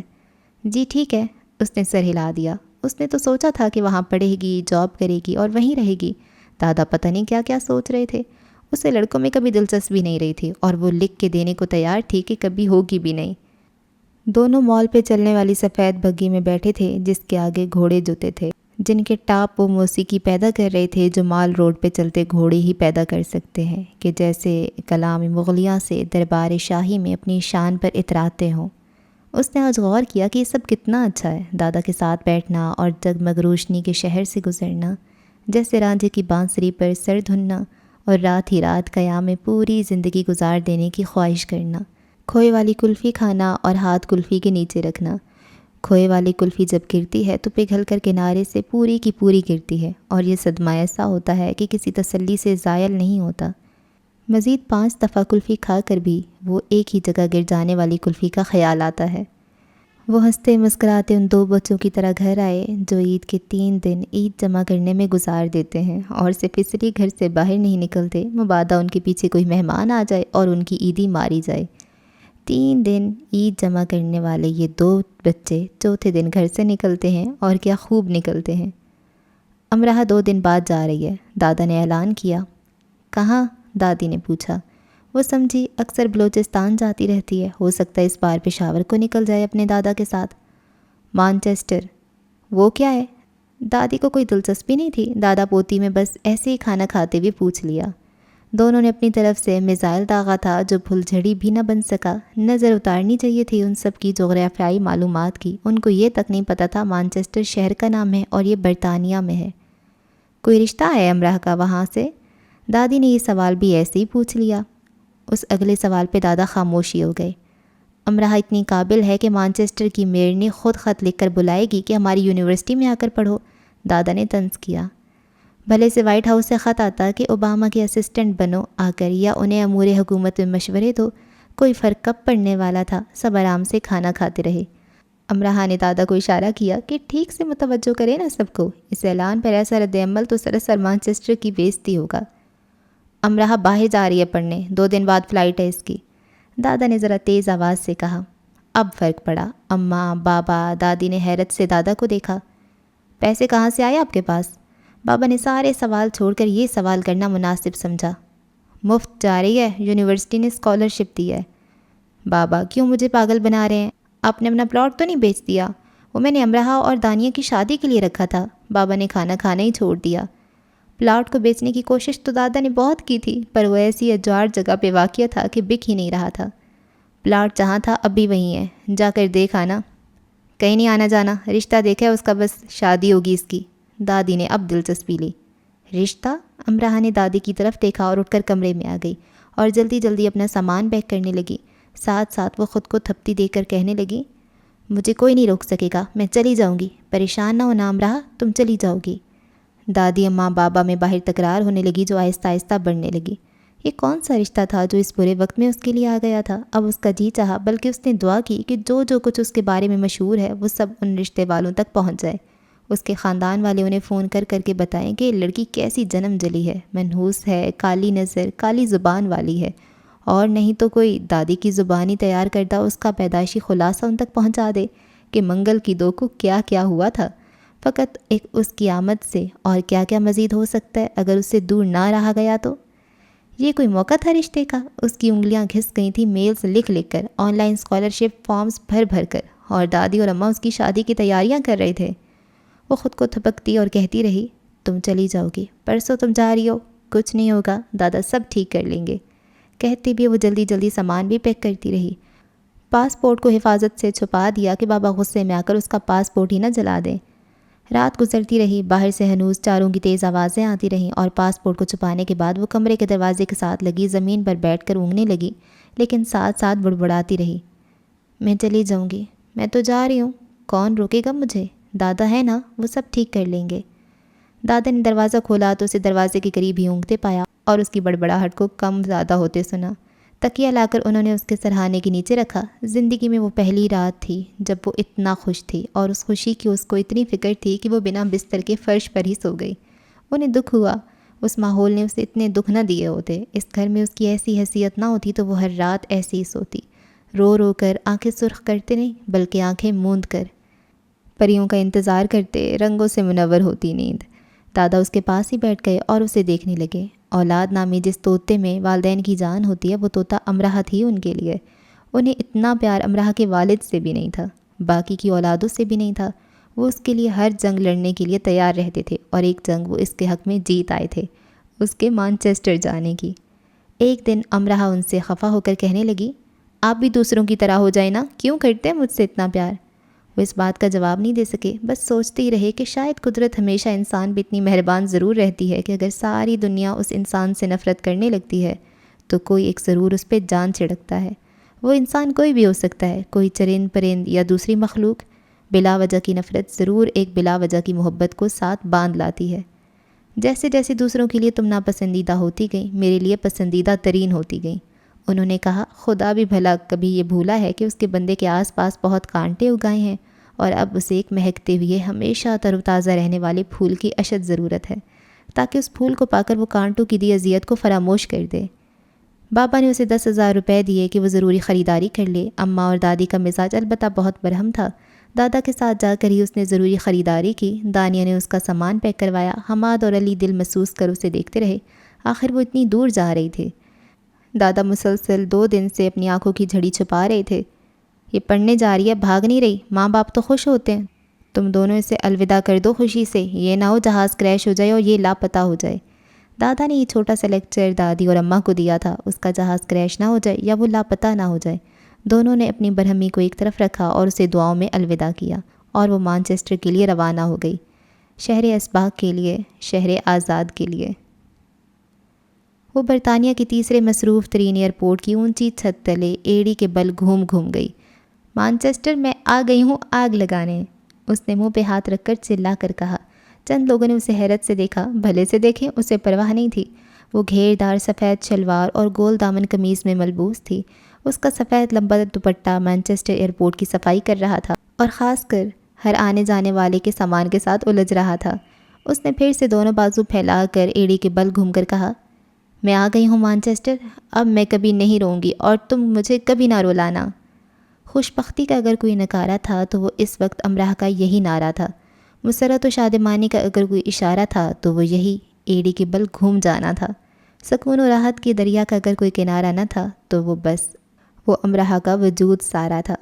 وہ ایک دم سے آزادی کے شدید احساس میں گھر گئی تھی۔ یہ احساس بہت خوشائن تھا کہ وہ ہر دکھ سے دور ہو گئی ہے، اور یہاں اسے سب امراہ کی حیثیت سے جانیں گے، اور بس جہاں صبح ہوگی، شام اور رات، لیکن کوئی آہ نہیں۔ دکھوں کے استعارے چھپ گئے اور خوشیوں کی علامتیں جا بجا نظر آنے لگیں۔ بر صغیر کے حق میں وقت کی سرزمین پہ لہراتا اس کا سفید دوپٹہ جہاز کا بادبان بنا اس کی کشتی کو کھلے نیلے پانیوں میں رواں کرنے لگا۔ ایک امریکی ٹین ایجر اپنے چھوٹے سے الیکٹرک گٹار پہ U2 میوزک بینڈ کا گانا آرڈنری لو بجا رہا تھا۔ بنگال کے شہر کو اپنی آنکھوں میں سموئے اور اپنی شرمیلی مسکراہٹ اسے پھونکتے بنگالی نو بیاہتا دلہن اپنے محبوب شہر کے کان میں سرگوشی کر رہی تھی۔ بنگال کی شرماہٹ اور آرڈنری لو کی دھن نے اسے نئی دنیا میں آمد پہ خوش آمدید کہا۔ وہ فدا سی ہو گئی اور امریکی ٹین ایجر کے پاس کھڑی ہو کر مسکرا کر اسے داد دینے لگی۔ اسے کوئی لینے نہیں آیا تھا، وہ 3 گھنٹے سے انتظار کر رہی تھی، لیکن اس انتظار سے کوئی مسئلہ نہیں تھا۔ وہ اگلے 3 گھنٹے اور انتظار کر سکتی تھی، اب اسے کوئی مسئلہ نہیں تھا بھائی۔ اسے اپنے نام کا بورڈ دور سے نظر آیا۔ لانگ کراس بیگ لٹکائے ایک چائنیز مکس کورین لڑکی بھاگتی ہوئی آ رہی تھی۔ میں ہوں امراہ، وہ لپک کر اس کورین لڑکی کی طرف لپکی، ورنہ جس تیزی سے وہ بھاگ رہی تھی ایسا لگ رہا تھا اسے لینے نہیں بائے بائے کہنے آئی ہے۔ اوہ سلام، سوری مجھے دیر ہو گئی۔ کوئی بات نہیں، چلیں۔ امراہ نے سلام کا جواب دیا کہ اسے اچھا لگا۔ اس نے ہیلو کی بجائے سلام کہا۔ دراصل جسے تمہیں لینے آنا تھا اس کا ایکسیڈنٹ ہو گیا آتے ہوئے۔ پھر مجھے آنا پڑا، زیادہ انتظار تو نہیں کرنا پڑا۔ وہ شرمندہ ہو رہی تھی کہ کوئی اسے وقت پہ لینے نہیں آ سکا۔ امراہ کی شکل بنی، پھر اس کی ہنسی نکل گئی۔ ہانا آگے آگے چلنے لگی۔ وہ اتنی تیزی سے چل رہی تھی کہ امراہ کے لیے اس کا ساتھ دینا مشکل ہو رہا تھا۔ دونوں ٹیکسی میں بیٹھ گئیں، بلڈنگ تک آئیں، سامان اوپر لائیں اور فلیٹ کے اندر آ گئیں۔ فلیٹ خالی تھا، 2 کمرے سامنے، چھوٹا سا لاؤنج اور لاؤنج کے سامنے ہی اوپن کچن۔ امراہ کی آنکھیں اعزازیہ کھل گئیں۔ ایسا صاف ستھرا فلیٹ میرے لیے، واو۔ ہانا اسے ایک کمرے میں لے آئی جہاں 2 سنگل بیڈ رکھے تھے اور نہ جانے کیسے جگہ نکال کر فرش پہ ایک فولڈنگ میٹرس بچھایا گیا تھا۔ جہاں میٹریس بچھا تھا یقیناً وہ ان کے چلنے پھرنے کی چند قدمی جگہ تھی۔ یہ آپ کا بستر ہے، اس نے فرشی بستر کی طرف اشارہ کیا اور امراہ کا منہ بن گیا۔ وہ کیوں سوئے نیچے؟ برائے مہربانی اس کے علاوہ کسی چیز کو ہاتھ مت لگائیے گا۔ یہ فکرہ اس نے جبراً مسکرا کر لیکن درخواستانہ انداز میں کہا، اور کیونکہ ہاف چائنیز تھی تو ذرا جھک کر کہا۔ جب تک وہ تازہ دم ہوئی ہانا نے اسے کافی اور سینڈوچز بنا دیے۔ یہ میری طرف سے۔ چھوٹی سی ٹرے کو آگے کرتے ہوئے اس نے ایسی خوشی سے کہا جیسے اپنی قیمتی خزانے میں سے اسے کچھ عنایت کر رہی ہو۔ امراہ دیکھ کر رہ گئی۔ اتنی لمبی فلائٹ کے بعد اسے یہ چھوٹا سا خوان پیش کیا جا رہا تھا۔ شاید یہ ابتدائیہ ہو اور اصل سپر رات میں ہو۔ امراہ سوچنے لگی اور ساتھ اس نے یہ بھی سوچا کہ اگر کوئی غیر ملکی ان کے گھر آیا ہوتا تو پھر بڑی میز کے ساتھ ایک اور میز لگائی جاتی لوازمات کو رکھنے کے لیے، اور یہ ابتدائیہ ہوتا۔ تفصیلی کھانے کی تو بات ہی تفصیلی ہوتی۔ مجھے دیر ہو رہی ہے، مجھے جانا ہے، وہ جاتے جاتے پھر کہہ گئی۔ برائے مہربانی کسی بھی چیز کو ہاتھ مت لگائیے گا۔ لیکن وہ ایک ایک چیز کو ہاتھ لگاتی رہی۔ اسٹڈی ٹیبل پہ رکھے نئے نئے اشکال کے پرفیومز کو اسپرے کرنے سے اس نے ابتدا کی۔ دراصل وہ صرف یہ دیکھ رہی تھی کہ وہ کس قدر اصلی ہیں، یعنی کہ یہ جو کہا جاتا ہے کہ پاکستان میں کتنا بھی مہنگا اور ہائی برانڈ کا پرفیوم لے لیا جائے وہ اصل کی کاپی ہی ہوتا ہے، اصل نہیں، تو یہ کتنا سچا ہے۔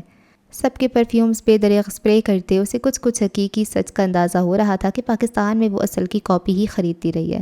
پورا فلیٹ معطر ہو گیا اور وہ تھک گئی تو اس نے پرفیومز کی جان چھوڑی اور پھر وہیں قریب ہی کچھ میک اپ کا سامان رکھا تھا، وہ اسے دیکھنے لگی۔ البتہ کتابوں پر اس نے صرف ایک نظر ڈالی کیونکہ ان کے ٹائٹل ہی ایسے تھے جیسے ساری مصری تاریخی وہاں نت نئے رنگوں سے سجا کر رکھ دی گئی ہو، اور عہد فرعون سے اسے کبھی دلچسپی نہیں رہی تھی۔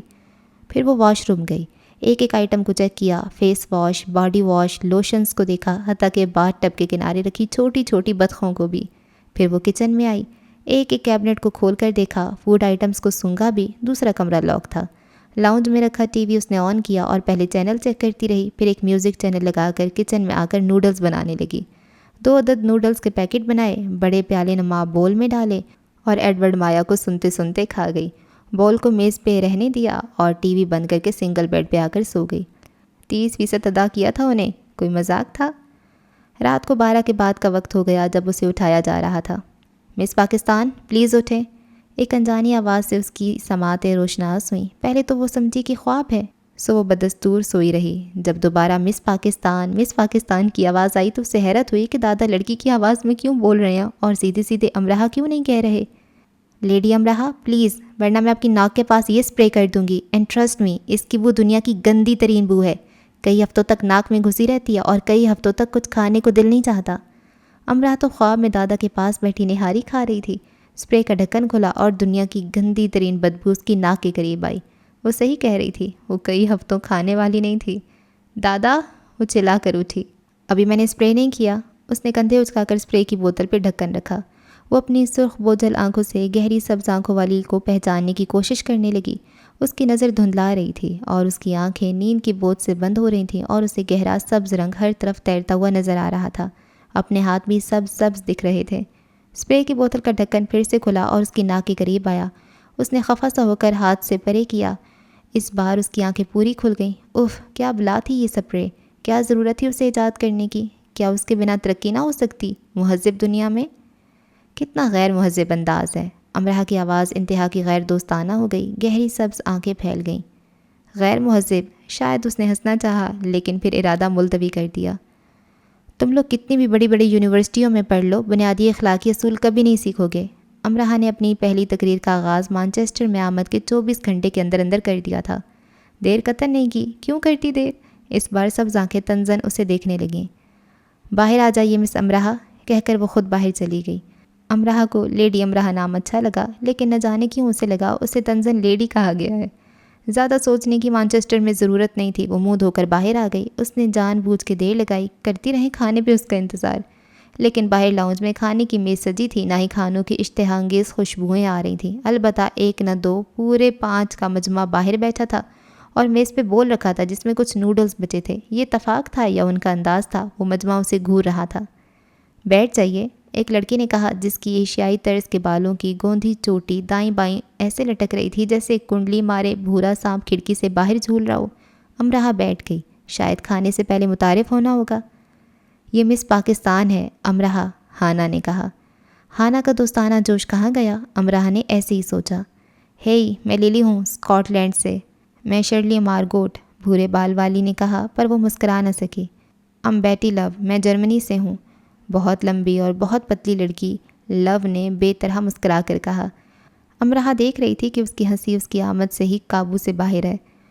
میں عذرا ہوں شکاگو سے، لڑکھڑاتی اردو میں آواز آئی۔ مردانہ ہیئر سٹائل لیے ہوئے جس کو وہ صوفیا کرسٹینا ٹائپ سمجھ رہی تھی، وہ عذرا نکلی۔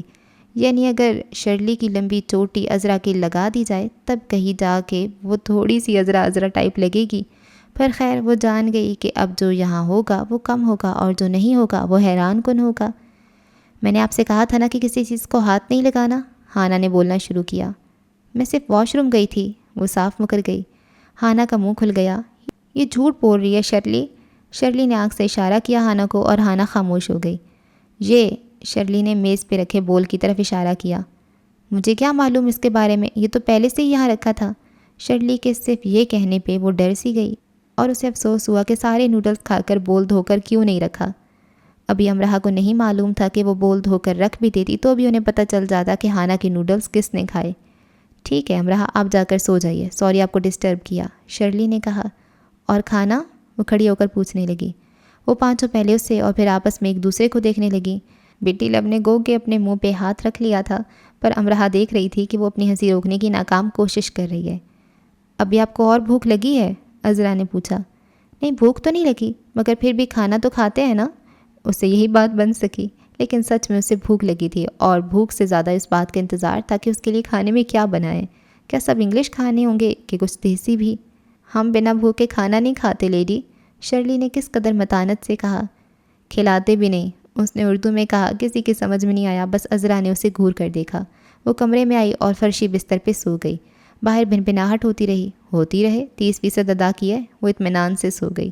اگلے دن وہ سو کر اٹھی تو روم کی کھڑکی سے باہر کا منظر دیکھ کر اس کی چیخ نکل گئی۔ اتنی صفائی، اتنی خوبصورتی۔ بلڈنگ کے جس راستے وہ اس فلیٹ میں آئی یہ اس کے پیچھے کا منظر تھا، جہاں سرسبز گھاس کا کھلا خطہ تھا اور کیاریوں میں جگہ جگہ پھول لگے تھے۔ خطے کے پار سڑک تھی جس پہ دور دور تک گرد کے نشان نہ تھا اور ایسا لگتا تھا دھول مٹی اڑ کر اس خطے تک کبھی آئی ہی نہیں، اور اتنی خاموشی جیسے کوئی بنی نوع انسان زمین پہ اترا ہی نہیں، اور اگر اترا بھی ہے تو وہ خاموشی کو خراج تحسین پیش کرنے میں مشغول ہے۔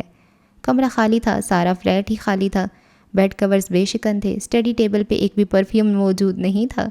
واش روم میں کل رات تک نظر آنے والے سبھی شیمپوز، فیس واش غائب تھے۔ وہ کچن میں آئی تو کاؤنٹر پہ ایک چٹ رکھی تھی۔ تمہارا ناشتہ، انڈا، جیم، 4 ڈبل روٹی کے پیس، دودھ اور شوگر ایک پلیٹ میں، کافی کے مگ میں 1 مگ جتنی کافی اور سائڈ پہ رکھا 1 عدد ٹی بیگ۔ باقی چاروں کیبنٹ کو ایک زنجیر سے پرو کر درمیان میں ایک چھوٹا سا تالا لگا دیا تھا۔ امرہ کو ایک معمولی سا جھٹکا لگا یہ سب دیکھ کر، بس یہی معمولی سا۔ اس کے پاس فون تو تھا لیکن ابھی اس فون سے بات نہیں ہو سکتی تھی، رات ہانا نے اس کی بات پاکستان کروا دی تھی۔ اب ظاہر ہے اسے خود ہی فون کرنا ہوگا۔ اگر وہ اس معمولی سے جھٹکے کے بارے میں دادا سے لمبی بات کرنا چاہ رہی تھی تو لمبی بات پہ لمبا بل بھی ادا کرنا پڑتا تھا۔ دوسری چٹ فریج پہ لگی تھی۔ 9 بجے آ کر ڈربی تمہیں لے جائے گی، یونیورسٹی تیار رہنا۔ ناشتہ کر کے وہ تیار ہو گئی۔ ٹھیک 9 بجے ڈربی نامی چھوٹی سی لڑکی یا گڑیا کی لڑکی آئی۔ میں ڈربی ہوں، مجھے شرلی نے کہا ہے کہ تمہیں اپنے ساتھ یونیورسٹی لے جاؤں۔ میں امرہ ہوں، میں آج پہلی بار یونیورسٹی جا رہی ہوں۔ یہ تمہیں دیکھ کے اندازہ لگایا جا سکتا ہے۔ وہ مسکرائی اور امرہ کو اس کی مسکراہٹ بہت اچھی لگی۔ انفیکٹ امرہ کو اس کی گھسی ہوئی جینز اور گھسے ہوئے شوز بھی بہت اچھے لگے، اور اس کے بریسز والے دانت بھی، کیونکہ وہ مانچسٹر یونیورسٹی میں قدم رکھنے جا رہی تھی۔ اسے ہر چیز اچھی لگنا تھی ہی نا۔ آ جاؤ جلدی سے۔ ڈربی تیزی سے باہر نکلی، فلیٹ کو لاک کر کے وہ اس کے پیچھے آئی۔ ڈربی ایک منی سی سائیکل کو لیے تیار کھڑی تھی۔ آ جاؤ، بیٹھ جاؤ، اس نے منی سی سائیکل کی پچھلی نشست کی طرف اشارہ کیا۔ تو اس پہ ڈراپ کرنا تھا اسے، اس لیے خاص ڈربی کو بھیجا گیا تھا۔ کیا ہوا امرہ، آ جاؤ نا، میں تمہیں گراؤں گی نہیں۔ لیکن شاید میں تمہیں گرا دوں۔ امرہ اردو میں بڑبڑا کر رہ گئی اور اس منی سی لڑکی کی منی سی سائیکل پہ بیٹھ گئی۔ پہلے اپنی شرمندگی چھپاتی رہی، پھر اپنی ہنسی دباتی رہی۔ سڑکوں پر سے گزرتے اس نے کسی طرف بھی نہ دیکھا اور ڈربی کے پیچھے منہ چھپائے وہ اپنی ہنسی کے فواروں کو برسنے سے روکتی رہی اور سفید بادبان کو دریا مانچسٹر پہ ہوا کے سنگ کرتی رہی۔ دادا، اس نے خیالوں میں دادا کو مخاطب کیا، مجھے اتنی ہنسی آ رہی ہے کہ میرا جی چاہتا ہے اس سڑک پہ کود جاؤں اور پیٹ پہ ہاتھ رکھ کر اتنی زور زور سے ہنسوں کہ سارا مانچسٹر اکٹھا ہو جائے۔ دادا، زندگی کیسے ہمیں چھوٹے معمولی بے قسم کے بہانوں پہ ہنساتی ہے۔ دادا، مجھے وقت کے یہ بہانے اچھے لگے جو اس نے میری زندگی میں پرو دیے۔ اس دوران بار بار اس کی نظر ڈربی کے ان چند بالوں کی طرف اٹھ جاتی جنہیں ڈربی نے سر سے بہت اوپر اٹھا کر چنی منی سے پونی میں باندھ رکھا تھا، اور خدا معاف کرے پونی ٹیل کے نام پہ خاصا گہرا کلنک کا ٹیکا تھا۔ ہوا میں لہراتے وہ کسی چھوٹی چڑیا کی دم جیسے لگ رہے تھے جو ایک ہی جگہ پہ پھدکنے کی ناکام کوشش کر رہی تھی۔ ڈربی سنجیدگی اور متانت سے ایسے سائیکل چلا رہی تھی جیسے شاہ اردن کی سونے کی بھگی دوڑا رہی ہو۔ سارا راستہ وہ امرہا کی ہنسی کے آبشاروں کی بوچھاڑ سہتی رہی تھی۔ اسے اتارنے کے بعد وہ بولی بھی تو صرف اتنا، کتنی موٹی ہو تم، جاگنگ کیا کرو۔ ڈربی کیسے اسے اپنی سائیکل پہ گھسیٹ کر وہاں تک لائی تھی، اس کی پیشانی کا پسینہ بتا سکتا تھا۔ کوگنیشن سیپینٹیا ہومینیٹاس۔ اب وہ آکسفورڈ روڈ پر برطانوی طرز تعمیر کے تاریخی ساز عمارت کے عین سامنے کھڑی ہے، یونیورسٹی میں کیمپس کی آرک کے نیچے، جس کے اوپر بڑے سنہری حروف میں یونیورسٹی آف مانچسٹر جڑا تھا، جس کی بنیاد 1824 میں رکھی گئی تھی۔ علم، حکمت، انسانیت جس درسگاہ کا موٹو ہے، جو قریباً 40,000 کے قریب سٹوڈنٹس کو فیضیاب کر رہی ہے، دنیا کی 10 بہترین درسگاہوں میں سے ایک، دا یونیورسٹی آف مانچسٹر۔ وہ مین کیمپس کو اور آرک کو مگن انداز میں دیکھنے لگی۔ اس طرز تعمیر کی عمارتیں اس نے لاہور میں بھی دیکھی تھیں، اسے کچھ لاہور عجائب گھر جیسی بھی لگی۔ اسے یہ نہیں معلوم تھا کہ اندر کیسا جہان آباد ہے، دنیا کے کیسے لائق فائق قابل اساتذہ یہاں اکٹھے کیے گئے ہیں، وہ کیسے کیسے شاگردوں کے استاد بنا دیے گئے ہیں۔ ہاں، ابھی فی الحال وہ کچھ نہیں جانتی تھی، اور وہ یہ بھی نہیں جانتی تھی کہ وہ بہت جلد بہت کچھ جان جائے گی، بہت کچھ۔ اسٹوڈنٹس کا جمع غفیر ایسا اندر جا رہا تھا جیسے اندر کوئی چیز مفت تقسیم کی جا رہی ہو، جیسے کہ بریانی، اٹلی کا وہ مشہور پزا جو اٹلی میں بھی نہیں ملتا۔ آ جاؤ امرہا۔ ڈربی کافی آگے جا چکی تھی۔ امرہا اس کے ساتھ چلنے لگی۔ اس نے سائیکل کو سٹینڈ پہ کھڑا کیا۔ اس کی آنکھیں تیزی سے اطراف کا جائزہ لے رہی تھیں، اور اس کی سمجھ میں نہیں آ رہا تھا کہ کس طرف دیکھے اور کس طرف کو چھوڑ دے۔ دل بھی چاہ رہا تھا کہ سب ایک ہی بار جلدی سے دیکھ لے، یعنی سب کو۔ اسٹوڈنٹس کی آمد و رفت میں تیزی بھی تھی اور پھرتی بھی، اور وہ ایسے تھی جیسے کہ پھرتی اور تیزی سے ہم کبھی ملے نہیں، اور سست روی سے ہماری بہت دوستی چل رہی ہے۔ امرہا تیز چلو نا۔ ڈربی نے 20 قدم آگے جا کر گردن موڑ کر آواز دی۔ اس آواز پر اس نے ذرا سی تیزی دکھائی اور اس سے 15 قدم قریب ہو گئی۔ ڈربی سرسبز گراؤنڈ میں ایک گروپ کے پاس جا کر کھڑی ہو گئی اور اس کی طرف اشارہ کیا۔ امرہا کا اتنی دور سے ہی ذرا دم سا نکل گیا۔ وہ 10-12 لڑکے لڑکیوں کا گروپ تھا، اور ان میں شرلی کو اس نے فوراً پہچان لیا تھا۔ باقی عذرا کو پہچاننے میں اسے تھوڑا وقت لگا، کیونکہ اس نے سر پہ سیاہ نیٹ باندھ رکھی تھی۔ السلام علیکم، ان کے قریب جا کر ذرا گھبرائی آواز میں کہا۔ اگر ڈربی کے ساتھ اس کی سائیکل پر بیٹھے وہ ہنسنے سے ذرا جلدی فارغ ہو جاتی تو اس سے کچھ معلومات ہی لے لیتی، ان سب کے بارے میں، خاص کر دائم کے بارے میں جو اس سے رابطے میں رہا تھا اور جس کی مدد سے وہ یہاں آئی تھی۔ سب نے اپنا اپنا نام لے کر تعارف کروایا۔ اس دوران وہ جس خلوص سے مسکراتے رہے، امرہا ہلکی پھلکی ہوتی گئی۔ وہ بلا وجہ ہی ان کے دباؤ میں آ گئی تھی۔ یہ سب تو بہت اچھے ہیں۔ دائم اور 2 لڑکیاں اسے ساتھ لیے یونیورسٹی کینٹین میں آ گئے اور اسے کافی پلائی۔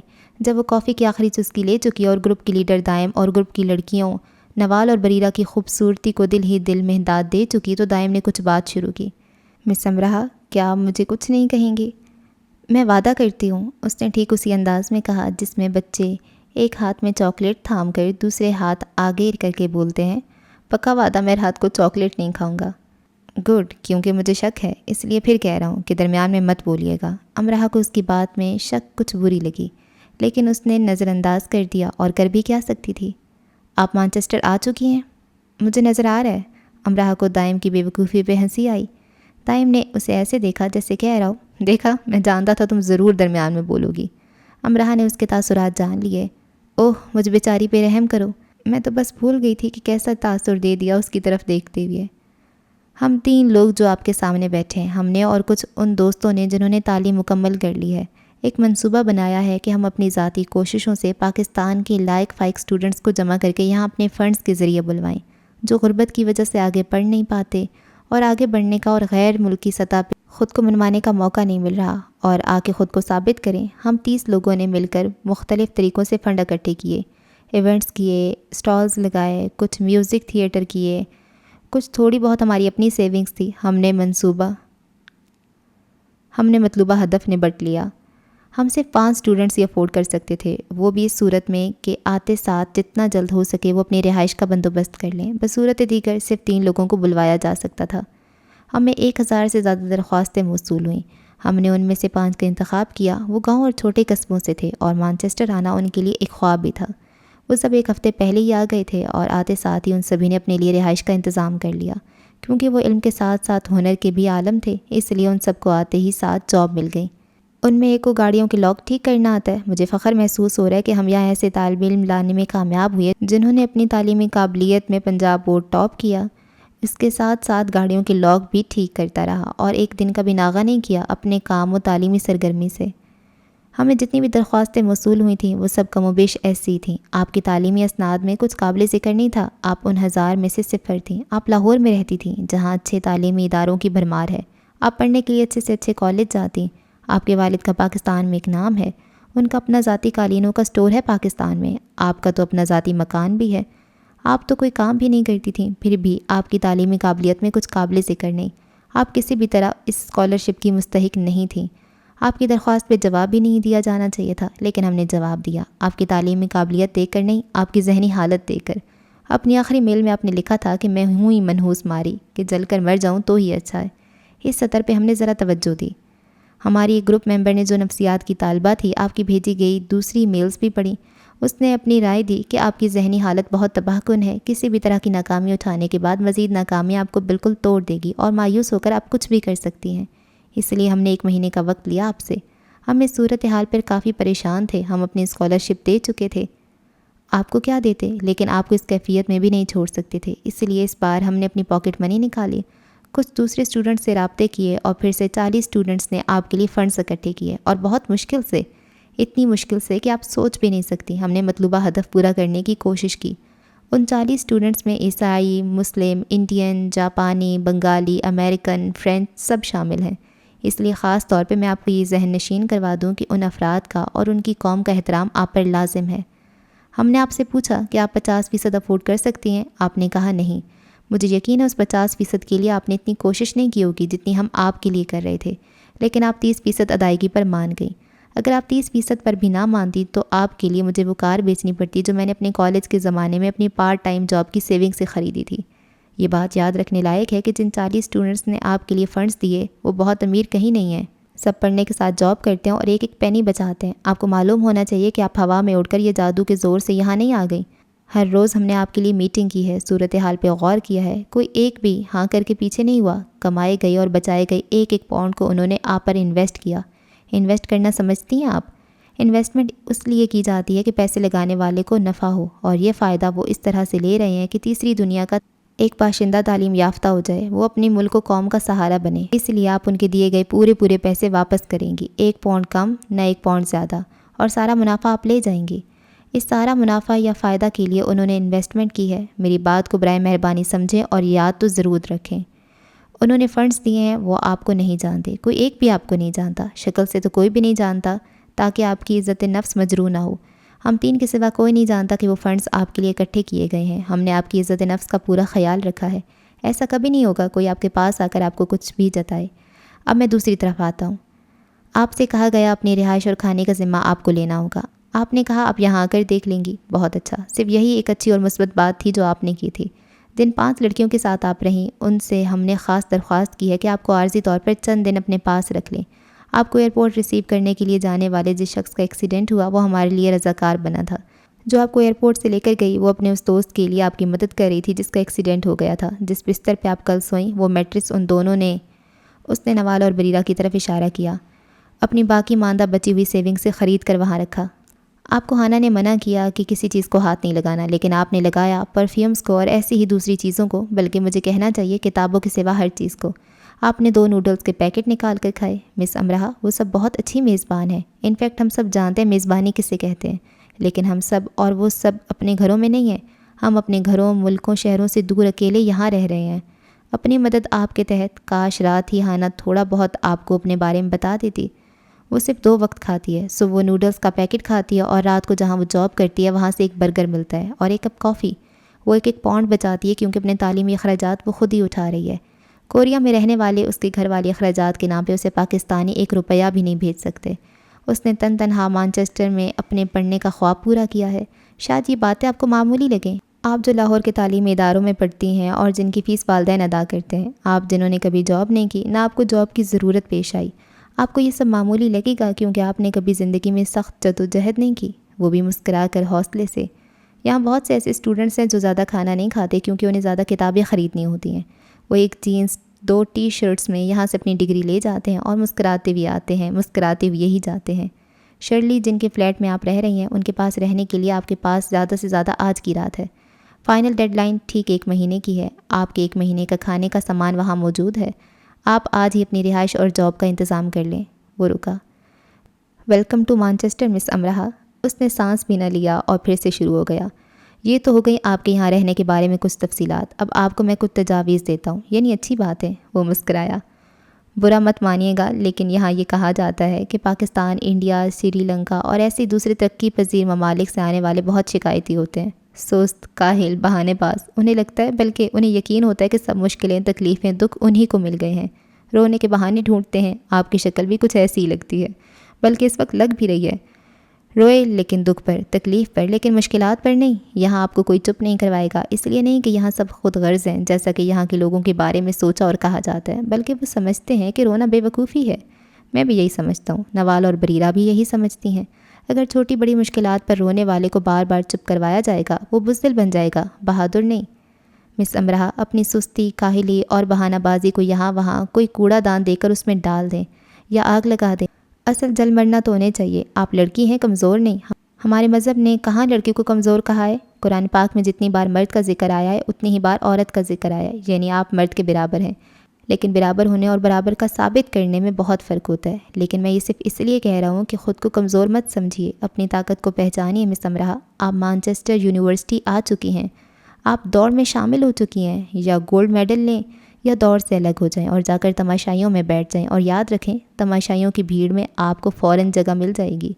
لیکن دوڑ میں اگر آپ صرف انجوائمنٹ کے لیے آتی ہیں، تو آخری نمبروں پر آنے سے بہتر ہے کہ آپ دوڑ سے نکل کر کسی اور کو آنے دیں۔ میرا یقین کریں، دنیا میں جوہریوں کی کمی تو یقیناً ہوگی، لیکن ہیروں کی بہرحال نہیں۔ اس بار وہ رکا اور کافی دیر رکا ہی رہا۔ یونیورسٹی میں ویلکم ویک چل رہا ہے، پھر آپ کی کلاسز شروع ہو جائیں گی۔ اس 1 ہفتے کے درمیان آپ زمین کھودیں یا گول گول گھومیں، آپ کی رہائش کا بندوبست ہو جانا چاہیے، آپ کی جاب کا، آپ کی فوڈ کا۔ اگر آپ بھوکی نہیں رہ سکتی تو یہ سب آپ کے مسئلے ہیں، اور یہ سب آپ حل بھی کر سکتی ہیں۔ کیا نہیں کر سکتی؟ اس کی گردن فوراً نفی میں پھر ہاں میں ہلی۔ آپ سب سمجھ گئی نا؟ جی۔ اس نے اوپر سے سر ہلایا، اندر سے آنسوؤں کا ریلا دبایا۔ گڈ، اب آپ جائیں اور زمین کھودیں۔ اوہ، میرا مطلب ہے جاب ڈھونڈیں۔ اپنی ڈگری کے دوران آپ کو ہر صورت 30% واپس کرنا ہوگا۔ اپنے اخراجات کو آپ کو ایسے سنبھالنا ہوگا آپ یہ 30% جلد سے جلد واپس کر سکیں۔ سمجھ گئیں آپ؟ جی، اس نے سر ہلا کر بمشکل کہا۔ نوال اور بریرہ اردو سمجھ لیتی ہیں، تھوڑی بہت، لیکن بول نہیں سکتی۔ آپ کو زیادہ اچھی طرح سے سمجھ میں آ جائے گا، اس لیے میں نے آپ سے خطاب کیا۔ آپ کو برا نہیں لگنا چاہیے۔ مجھے برا نہیں لگا۔ ویل، آپ کی شکل تو کچھ اور ہی کہہ رہی ہے۔ میری شکل ہے ہی ایسی۔ ایسی کیسی؟ جھوٹ بولنے والی۔ اچھا، اب آپ کیا کریں گی؟ مجھے جاب ڈھونڈنی ہے، جلد سے جلد۔ اس کی آواز رند گئی۔ بالکل ٹھیک کہا۔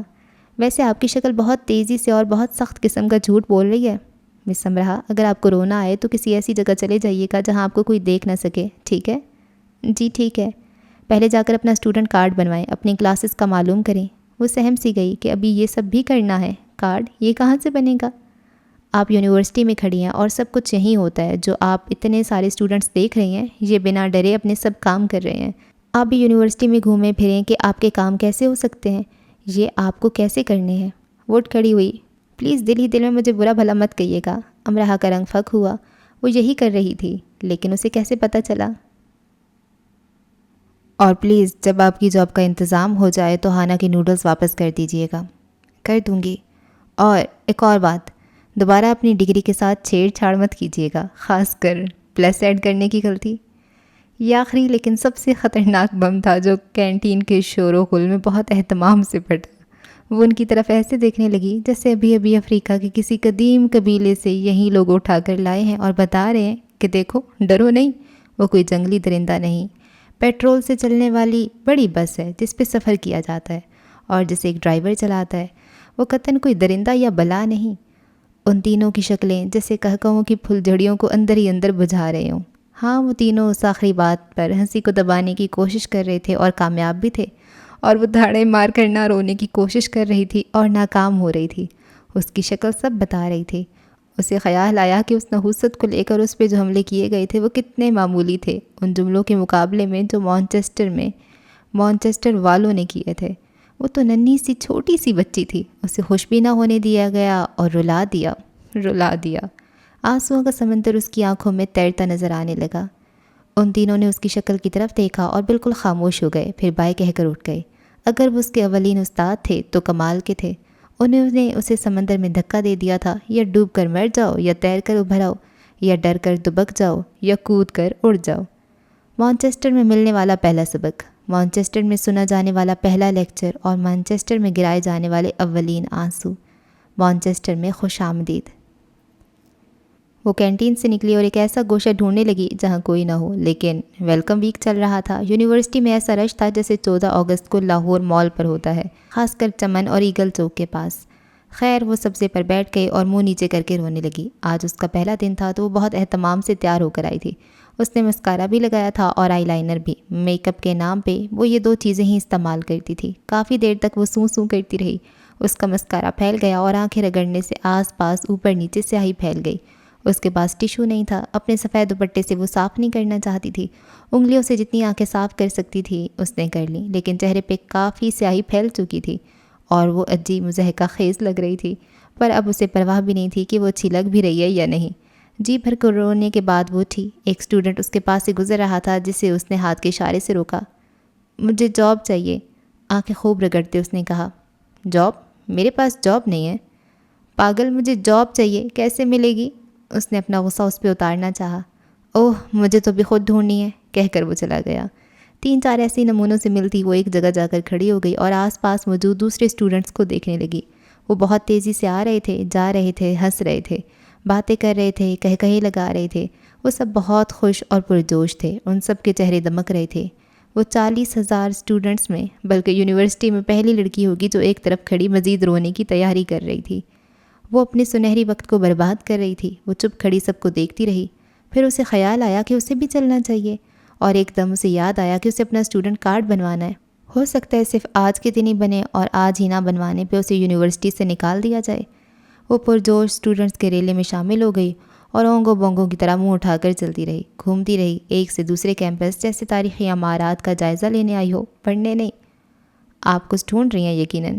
گہرے جامنی رنگ کی شرٹ پہنے اور آسک می، مجھ سے پوچھیں کا بورڈ ہاتھ میں لیے وہ خود ہی اس کے قریب آیا تھا۔ وہ 2-3 بار اس کے پاس سے گزری تھی، بلکہ وہ کئی اور آسک می کے پاس سے گزری تھی۔ مجھ سے پوچھیے، میں آپ کی مدد کروں گا۔ اوہ اچھا، آسک می کا بورڈ وہ اسی لیے گھوم رہا تھا۔ اس کا خیال تھا کہ وہ کسی ویب سائٹ کی پروموشن کر رہا ہے۔ مجھے اسٹوڈنٹ کارڈ بنوانا ہے، یہ کہتے وہ اس کی بے جا لمبی ناک کو دیکھنے لگی۔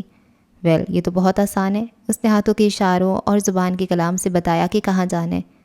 مجھے سمجھ نہیں آئی، امرہ نے کندھے اچکا کر ایسے کہا جیسے اس کی کارکردگی کو انتہائی فضول کا خطاب بس دینے ہی والی ہو، اور سمجھ اسے اس لیے نہیں آئی تھی کیونکہ وہ اس کی لمبی ناک کی بناوٹ کو سمجھنے میں مصروف تھی۔ یہاں چلی جائیں۔ اب اس نے اس کے ہاتھ ایک نقشہ دیا، اس پر ایک جگہ سرخ دائرہ لگایا۔ آپ کا دن اچھا رہے۔ وہ مسکرانے لگا۔ ایسا کرتے اس کی ناک پھیل سی گئی اور وہ پھر اس کی ناک کو گھورنے لگی۔ کچھ اور پوچھنا ہے؟ وہ جذبز ہوا۔ وہ یقیناً جان چکا تھا کہ اس کی ناک کو گھور رہی ہے۔ اب وہ ہاتھ میں پکڑے نقشے کو دیکھنے لگی۔ اسکول کے نصاب کی کتاب کے نقشے کے علاوہ یہ اس کے ہاتھ میں آنے والا پہلا نقشہ تھا جو کسی عمارت کا تھا، اور وہ دعوے سے کہہ سکتی تھی وہ اس نقشے کو استعمال کر کے بھٹک تو کئی بار سکتی ہے، لیکن اصل مقام پر 50ویں کوشش پر بھی نہیں پہنچ سکتی تھی۔ مزید کسی سے کوئی لیکچر نہ سننا پڑے، وہ آرام سے نقشہ لے کر بھٹکتی رہی۔ اسے ایک ڈر اور بھی تھا کہ کہیں دائم نوال وغیرہ اس کے پیچھے نہ ہو کہ دیکھیں یہ اپنا کام کر بھی پاتی ہے کہ نہیں۔ ادھر ادھر گھومتے 3-4 بار لمبی ناک والے نے اسے نوٹ کیا۔ آپ جا کیوں نہیں رہی؟ نقشہ دینے والا اس کے پیچھے آیا۔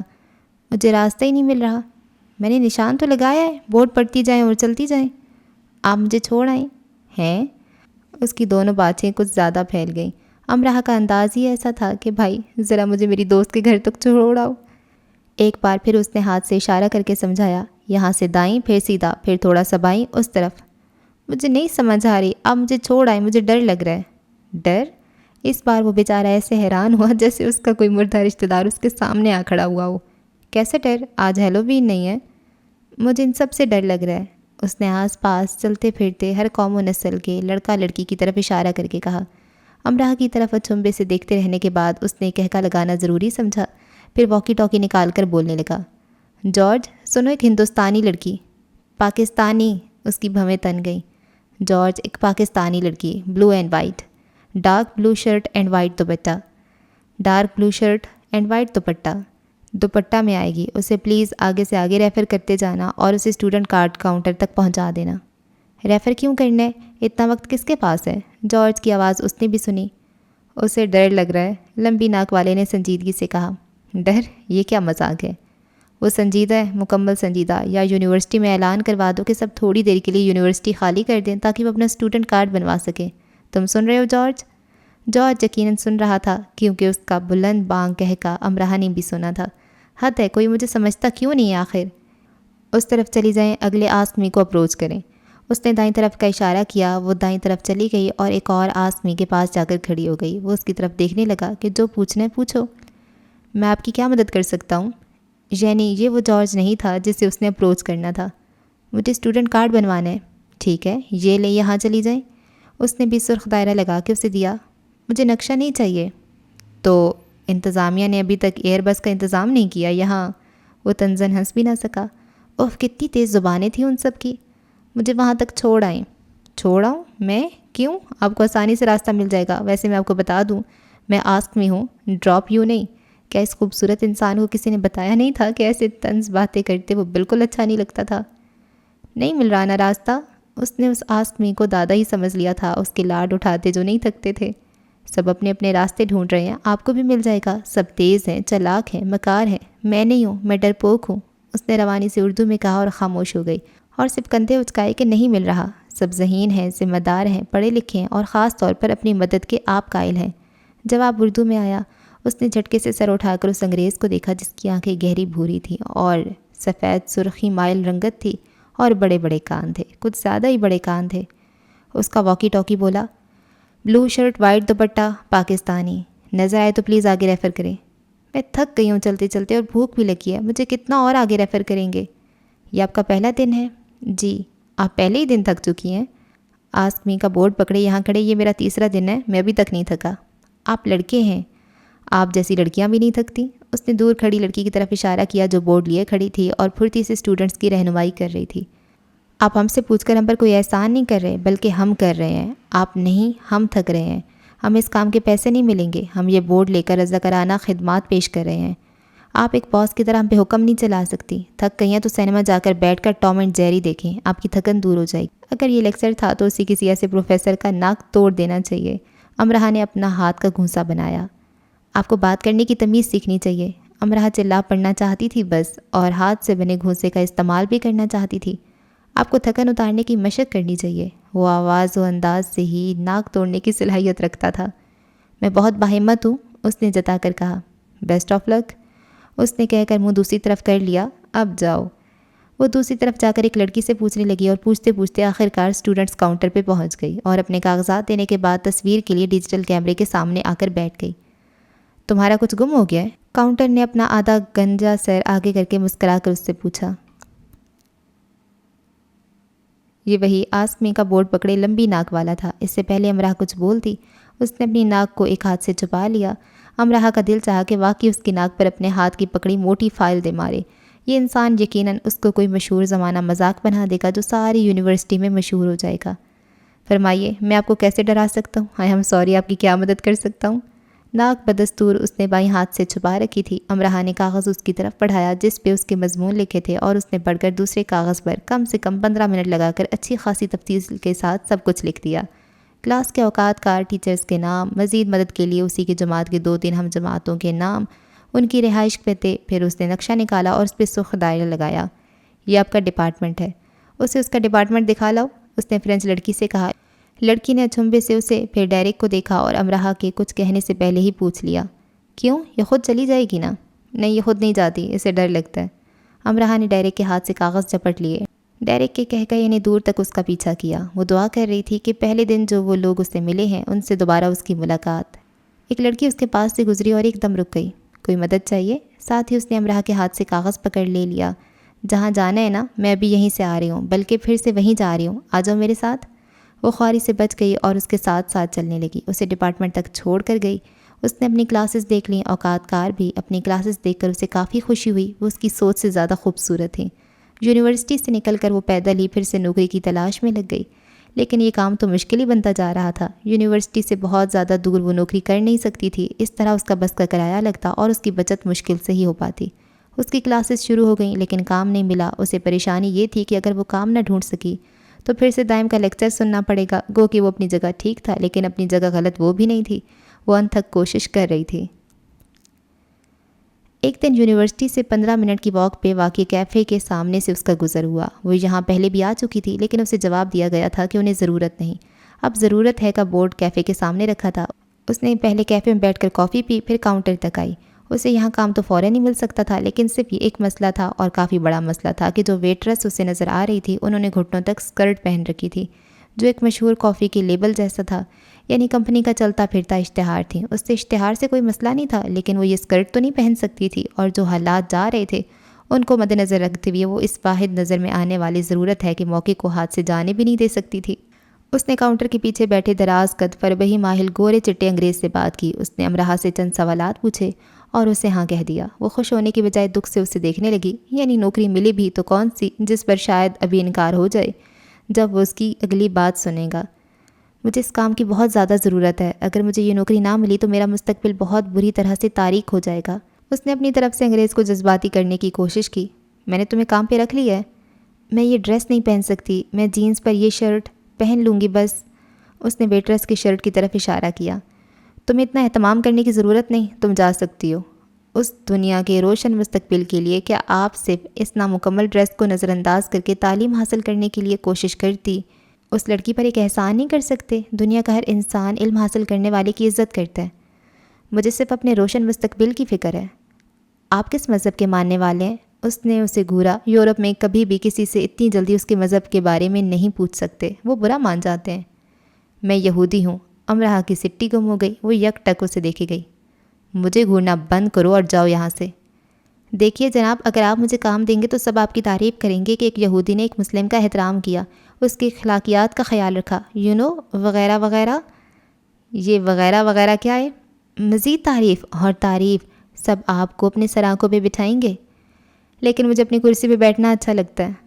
پھر بھی ذرا سوچئے، یہ یونیورسٹی ایریا ہے، اسٹوڈنٹس آپ کی کس قدر عزت کریں گے۔ ہو سکتا ہے، بلکہ مجھے تو یقین ہے کہ سالانہ کانووکیشن ڈے پہ آپ کو خاص مدعو کیا جائے اور آپ تقریر بھی کریں گے۔ ایسا دن آپ کی زندگی میں دوبارہ کبھی نہیں آ سکتا۔ مجھے کانووکیشن میں جانے سے کوئی دلچسپی نہیں۔ جناب، آپ جائیں گے تب آپ کو یہ بہت دلچسپ لگے گا۔ وہ کاؤنٹر پہ بائیں ہاتھ کے چاروں انگلیوں سے بجانے لگا اور اسے مزید دلچسپی سے دیکھتا رہا۔ اس کی نیلی آنکھیں مزید نیلی ہو گئیں۔ میں نے سنا تھا انگریز بہت رحم دل ہوتے ہیں۔ میں پالش ہوں، مجھے اندازہ تھا، لیکن پالش تو دنیا بھر میں انسان دوست مشہور ہیں، اخلاقیات کی پاسداری کرنے والے، انسانی خدمت میں سب سے پہلے آنے والے اور مدد کے لیے کبھی نہ پیچھے ہٹنے والے۔ تمہاری زبان ہمیشہ ہی ایسے چلتی ہے؟ نہیں، لیکن جو کافی میں نے ابھی آپ کے یہاں سے پی ہے اس کے بعد کافی زیادہ۔ آپ مجھے ایک ہفتے کے ٹرائل پہ رکھ سکتے ہیں؟ اس سے کیا ہوگا؟ میں شرط لگا سکتی ہوں، جب لوگ مجھے ایک مسلم لیڈی کو فل ڈریس میں دیکھیں گے تو وہ اس طرف کھنچے چلے آئیں گے کہ یہ ایک انسان دوست کا کیفے ہے، یہاں کے مالک نے انسانیت کے لیے نام نہاد اصولوں کو توڑ دیا۔ کیا واقعی؟ وہ دونوں ہاتھوں کی انگلیوں سے کاؤنٹر بجانے لگا۔ بالکل، آزما کر دیکھ لیں۔ یہ کہتے امرہا کی نظر اتاری جانی چاہیے تھی۔ ٹھیک ہے، کل سے آ جانا، تمہیں اصل کا 50% ملے گا۔ مجھے منظور ہے۔ ویسے آپ کو یہ اندازہ ہوگا کہ روزانہ اس کیفے میں کتنے لوگ آتے ہیں؟ امرہا کی ذہانت بڑھتی جا رہی تھی۔ میں 10 سال سے کیفے چلا رہا ہوں، سال میں صرف ایک بار آنے والے کو پہچان لیتا ہوں۔ میرا مطلب کل اگر زیادہ لوگ آئے تو مجھے معلوم ہو جائے گا۔ وہ آنکھوں کو اندر کی طرف لے جا کر مسکرایا اور یہ مسکراہٹ اس پر جم کر رہ گئی۔ وہ گھر گئی تو اس نے شرلی عذرا وغیرہ سب سے کہہ دیا کہ کل ہر صورت وہ خود اور اپنے دوستوں کو لے کر اس کے کیفے آ جائیں۔ چاروں نے آنے کا وعدہ کر لیا سوائے ہانا کے، اور انہوں نے اسے یقین دلایا کہ وہ کوشش کر کے اپنے 1 یا 2 دوستوں کو بھی ساتھ لے آئیں گے۔ صبح وہ دائم اور نوال بھی گئیں۔ انہیں سب سچ بتا دیا۔ دائم کتنی ہی دیر بے یقینی سے اس کی شکل دیکھتا رہا۔ تم نے کس قدر چالاکی سے یہ سب کیا ہے نا؟ کرنا پڑا، اس نے کندھے اچکائے۔ میں اپنے ہم جماعتوں کو اور دوستوں کو بھی کہہ دیتا ہوں۔ کتنے دن کا ٹرائل ہے؟ 1 ہفتے کا۔ اگر روز 8-10 لوگ آ دیں تو 8-10 تو کم ہے، آخری روز تک میں تمہیں 40 کر دوں گا۔ یہ ٹھیک ہے۔ اور پھر یوں، پہلے دن 10، دوسرے دن 15، پھر 18، 20، 25 اور آخری دن 3 کم 50 اسٹوڈنٹس وہاں کافی پینے گئے۔ اور مزے کی بات یہ کہ انہوں نے اپنی پرفارمنس کی حد کر دی۔ وہ کافی پیتے جاتے، کاؤنٹر تک آتے جاتے۔ کتنے نوبل انسان ہیں آپ، مسکرا کر کہا جاتا۔ آپ نے ایک مسلم خاتون کو بغیر کسی امتیاز کی نوکری دی۔ آپ جیسے اچھے انسان دوست آج کل کہاں ملتے ہیں۔ ہم سب ضرور اپنے پروفیسر سے آپ کی تعریف کریں گے، آپ کو ہمارے کانووکیشن ڈے پہ ضرور آنا چاہیے۔ بہت فرشتہ صفت ہیں آپ، ایسی صفات آج کل ناپید ہیں۔ اب ہم ہر روز صرف یہاں آیا کریں گے کافی پینے۔ 6 دن ہر پرفارمنس کے ساتھ ساتھ وہ مسکراتا رہا۔ میں نے اپنی زندگی میں بہت ڈرامے دیکھے ہیں، لیکن ان 6 دنوں میں جو یونیورسٹی والوں نے میرے کیفے ڈرامہ سیشن کیا وہ سب سے شاندار رہا۔ وہ دنگ کھڑی کاؤنٹر پہ ہاتھ رکھے اسے ہنستے ہوئے دیکھتی رہی۔ اس کا تو خیال تھا اس کا پلان کامیاب رہا، لیکن یہ کیا؟ تم ایک کاروباری انسان کو الو نہیں بنا سکتی، رائٹ، اس نے کمزور سا رائٹ کہا۔ پر تم ایک کاروباری انسان کو متاثر ضرور کر سکتی ہو، رائٹ، وہ مسکرانے لگی۔ دیکھو مس اخروٹ، میں تمہیں یہاں ایسے نہیں رکھ سکتا۔ وہ ایک دم سنجیدہ ہو گیا اور امرہ بھی، اس کی خوشی اڑن چھو ہو گئی۔ کافی کمپنی اس ڈریس کے لیے مجھے پے کرتی ہے اور اس کیفے کے 50% مالکانہ حقوق کمپنی کے پاس ہی ہیں، لیکن کیونکہ میری دلچسپی بڑھ گئی ہے، میں یونیورسٹی کے کانووکیشن میں بلایا جاؤں گا تو میں تمہیں عارضی طور پہ یہاں رکھ سکتا ہوں۔ جب تک تمہیں کہیں اور نوکری نہیں مل جاتی تم یہاں کام کر سکتی ہو، لیکن اگر کمپنی نے اعتراض کیا تو مجھے تمہیں فوراً نکالنا ہوگا۔ کمپنی اعتراض نہیں کرے گی، وہ خوشی سے نہال ہو گئی۔ کیوں؟ تمہیں کیسے پتہ؟ میں دعا کروں گی کمپنی اعتراض نہ کرے۔ تم یہ دعا کیوں نہیں کرتی کہ تمہیں کہیں اچھا سا کام مل جائے؟ وہ بھی کر رہی ہوں ساتھ ساتھ، لیکن فی الحال مجھ پہ یہی دعا واجب ہے کہ کمپنی اعتراض نہ کرے۔ وہ اسے دیکھتی ہوئی نرمی سے مسکرا رہا تھا۔ اور مجھے اخروٹ مت کہیے، آپ مجھے چلغوزہ کہہ سکتے ہیں کیونکہ چلغوزہ مجھے بہت پسند ہے۔ وہ خوشی سے بولتی ہوئی چلی جا رہی تھی۔ کیفے سے باہر مانچسٹر کی سڑکوں پہ اڑنے والی رات، اس رات بہت روشن تھی۔ جب سیاہی سفید ہو جائے، راتیں روشن ہو جائیں تو زندگی کی شاخوں سے نئی کونپلیں پھوٹتی ہیں، خوشبو دیتی ہیں، پھولوں اور پھلوں سے لدی ہوئی۔ وہ کام سے بھی لگ گئی اور کلاسز میں بھی مصروف ہو گئی۔ ساتھ ہی اس نے نوڈلز بھی کھانے شروع کر دیے۔ اپنی پہلی تنخواہ سے اس نے سب سے پہلے ہانا کی پسند کے نوڈلز کا بڑا پیکٹ لیا جو وہ 2 ہفتوں تک کھا سکتی تھی۔ ساتھ ہی انڈے، دودھ کے ڈبے، جیم، ڈبل روٹی لے کر اس نے فریج بھرا تاکہ وہ سب بھی استعمال کریں۔ اب اسے رہائش کی تلاش تھی، ساتھ ساتھ وہ اپنا رہائش کا مسئلہ بھی حل کر رہی تھی۔ گو شرلی نے اسے کہہ دیا تھا کہ وہ اتنی پریشان نہ ہو رہائش کے لیے، لیکن وہ پریشان تھی۔ اگر اسے انہوں نے خندہ پیشانی سے اپنے ساتھ رکھا ہوا تھا تو اس کا یہ مطلب نہیں تھا کہ ڈھیٹ بن کر مستقلی وہاں جم جاتی اور بہانے بناتی کہ اسے رہائش نہیں مل رہی۔ چونکہ اسے شروع سے ہی بہت زیادہ کھانے کی عادات تھیں تو ابھی وہ مکمل طور پہ اپنی بھوک پہ قابو نہیں پا سکتی تھی۔ چننے مننے سے ناشتے سے تو اس کا کچھ بنتا ہی نہیں تھا، اس سے زیادہ تو وہ شام کی چائے میں اڑا جایا کرتی تھی۔ دوپہر کے کھانے کے وقت یونیورسٹی میں اسے کسی نہ کسی ٹویٹ مل جاتی۔ تو ٹویٹ کا قصہ کچھ یوں تھا کہ کسی بھی فرینڈ یا ہیلو ہائی فرینڈ یا کلاس فیلو کے پاس جایا جاتا اور اس سے کہا جاتا ٹویٹ می پلیز۔ اگر وہ چاہتا یا افورڈ کر سکتا تو اسے ٹویٹ کر دیتا، یعنی ایک کپ چائے، کافی یا کوئی بھی کولڈ ڈرنک پلا دی جاتی۔ دائم گروپ نے اسے اپنی ساری ٹویٹس دے دی تھیں۔ ٹویٹ مانگنے والے کو وہ ٹویٹ واپس بھی کرنی ہوتی تھی۔ اب منظر کچھ یوں ہوتا کہ دائم یا نوال اس سے کہتے کہ جو سامنے حماد بیٹھا ہے اس کے پاس میری 6 ٹویٹس ہیں، اس کے پاس جاؤ اور کہو ٹویٹ می بیک پلیز۔ وہ جاتی اور کہہ دیتی۔ اس طرح شرلی، عذرا اور ایسے ہی دوسرے ہائی ہیلو دوست اپنی ٹویٹس دے دیتے۔ اکثر جن کی 3 یا 4 ٹویٹس اکٹھی ہو چکی ہوتی ان کا وہ برگر کھا لیتی، لیکن برگر، سینڈوچ یا پزا کھائے جانے پہ ایک ایکسٹرا ٹویٹ منفی ہو جاتی۔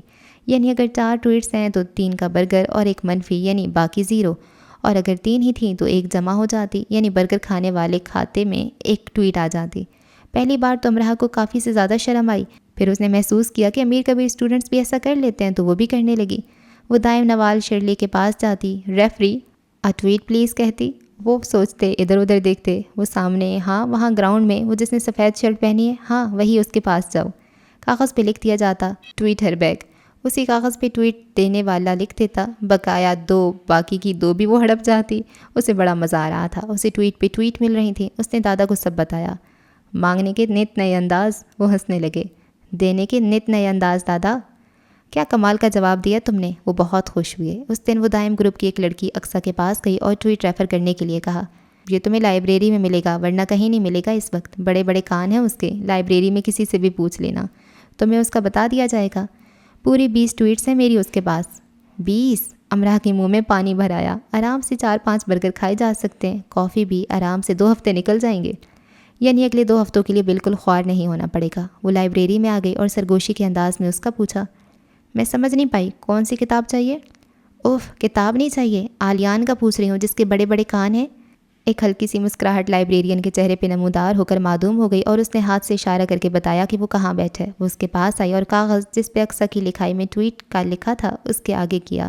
اس نے اپنی موٹی سی کتاب سے نظر اٹھا کر اس چٹ کو پڑھا۔ پھر جس ہاتھ نے چٹ تھام رکھی تھی اس خفکی سے گھورا، اس کی پیشانی پر پتلی سی لکیر بن کر غائب ہو گئی۔ سوری اس وقت نہیں، اس نے آہستگی سے کہا۔ پھر کس وقت؟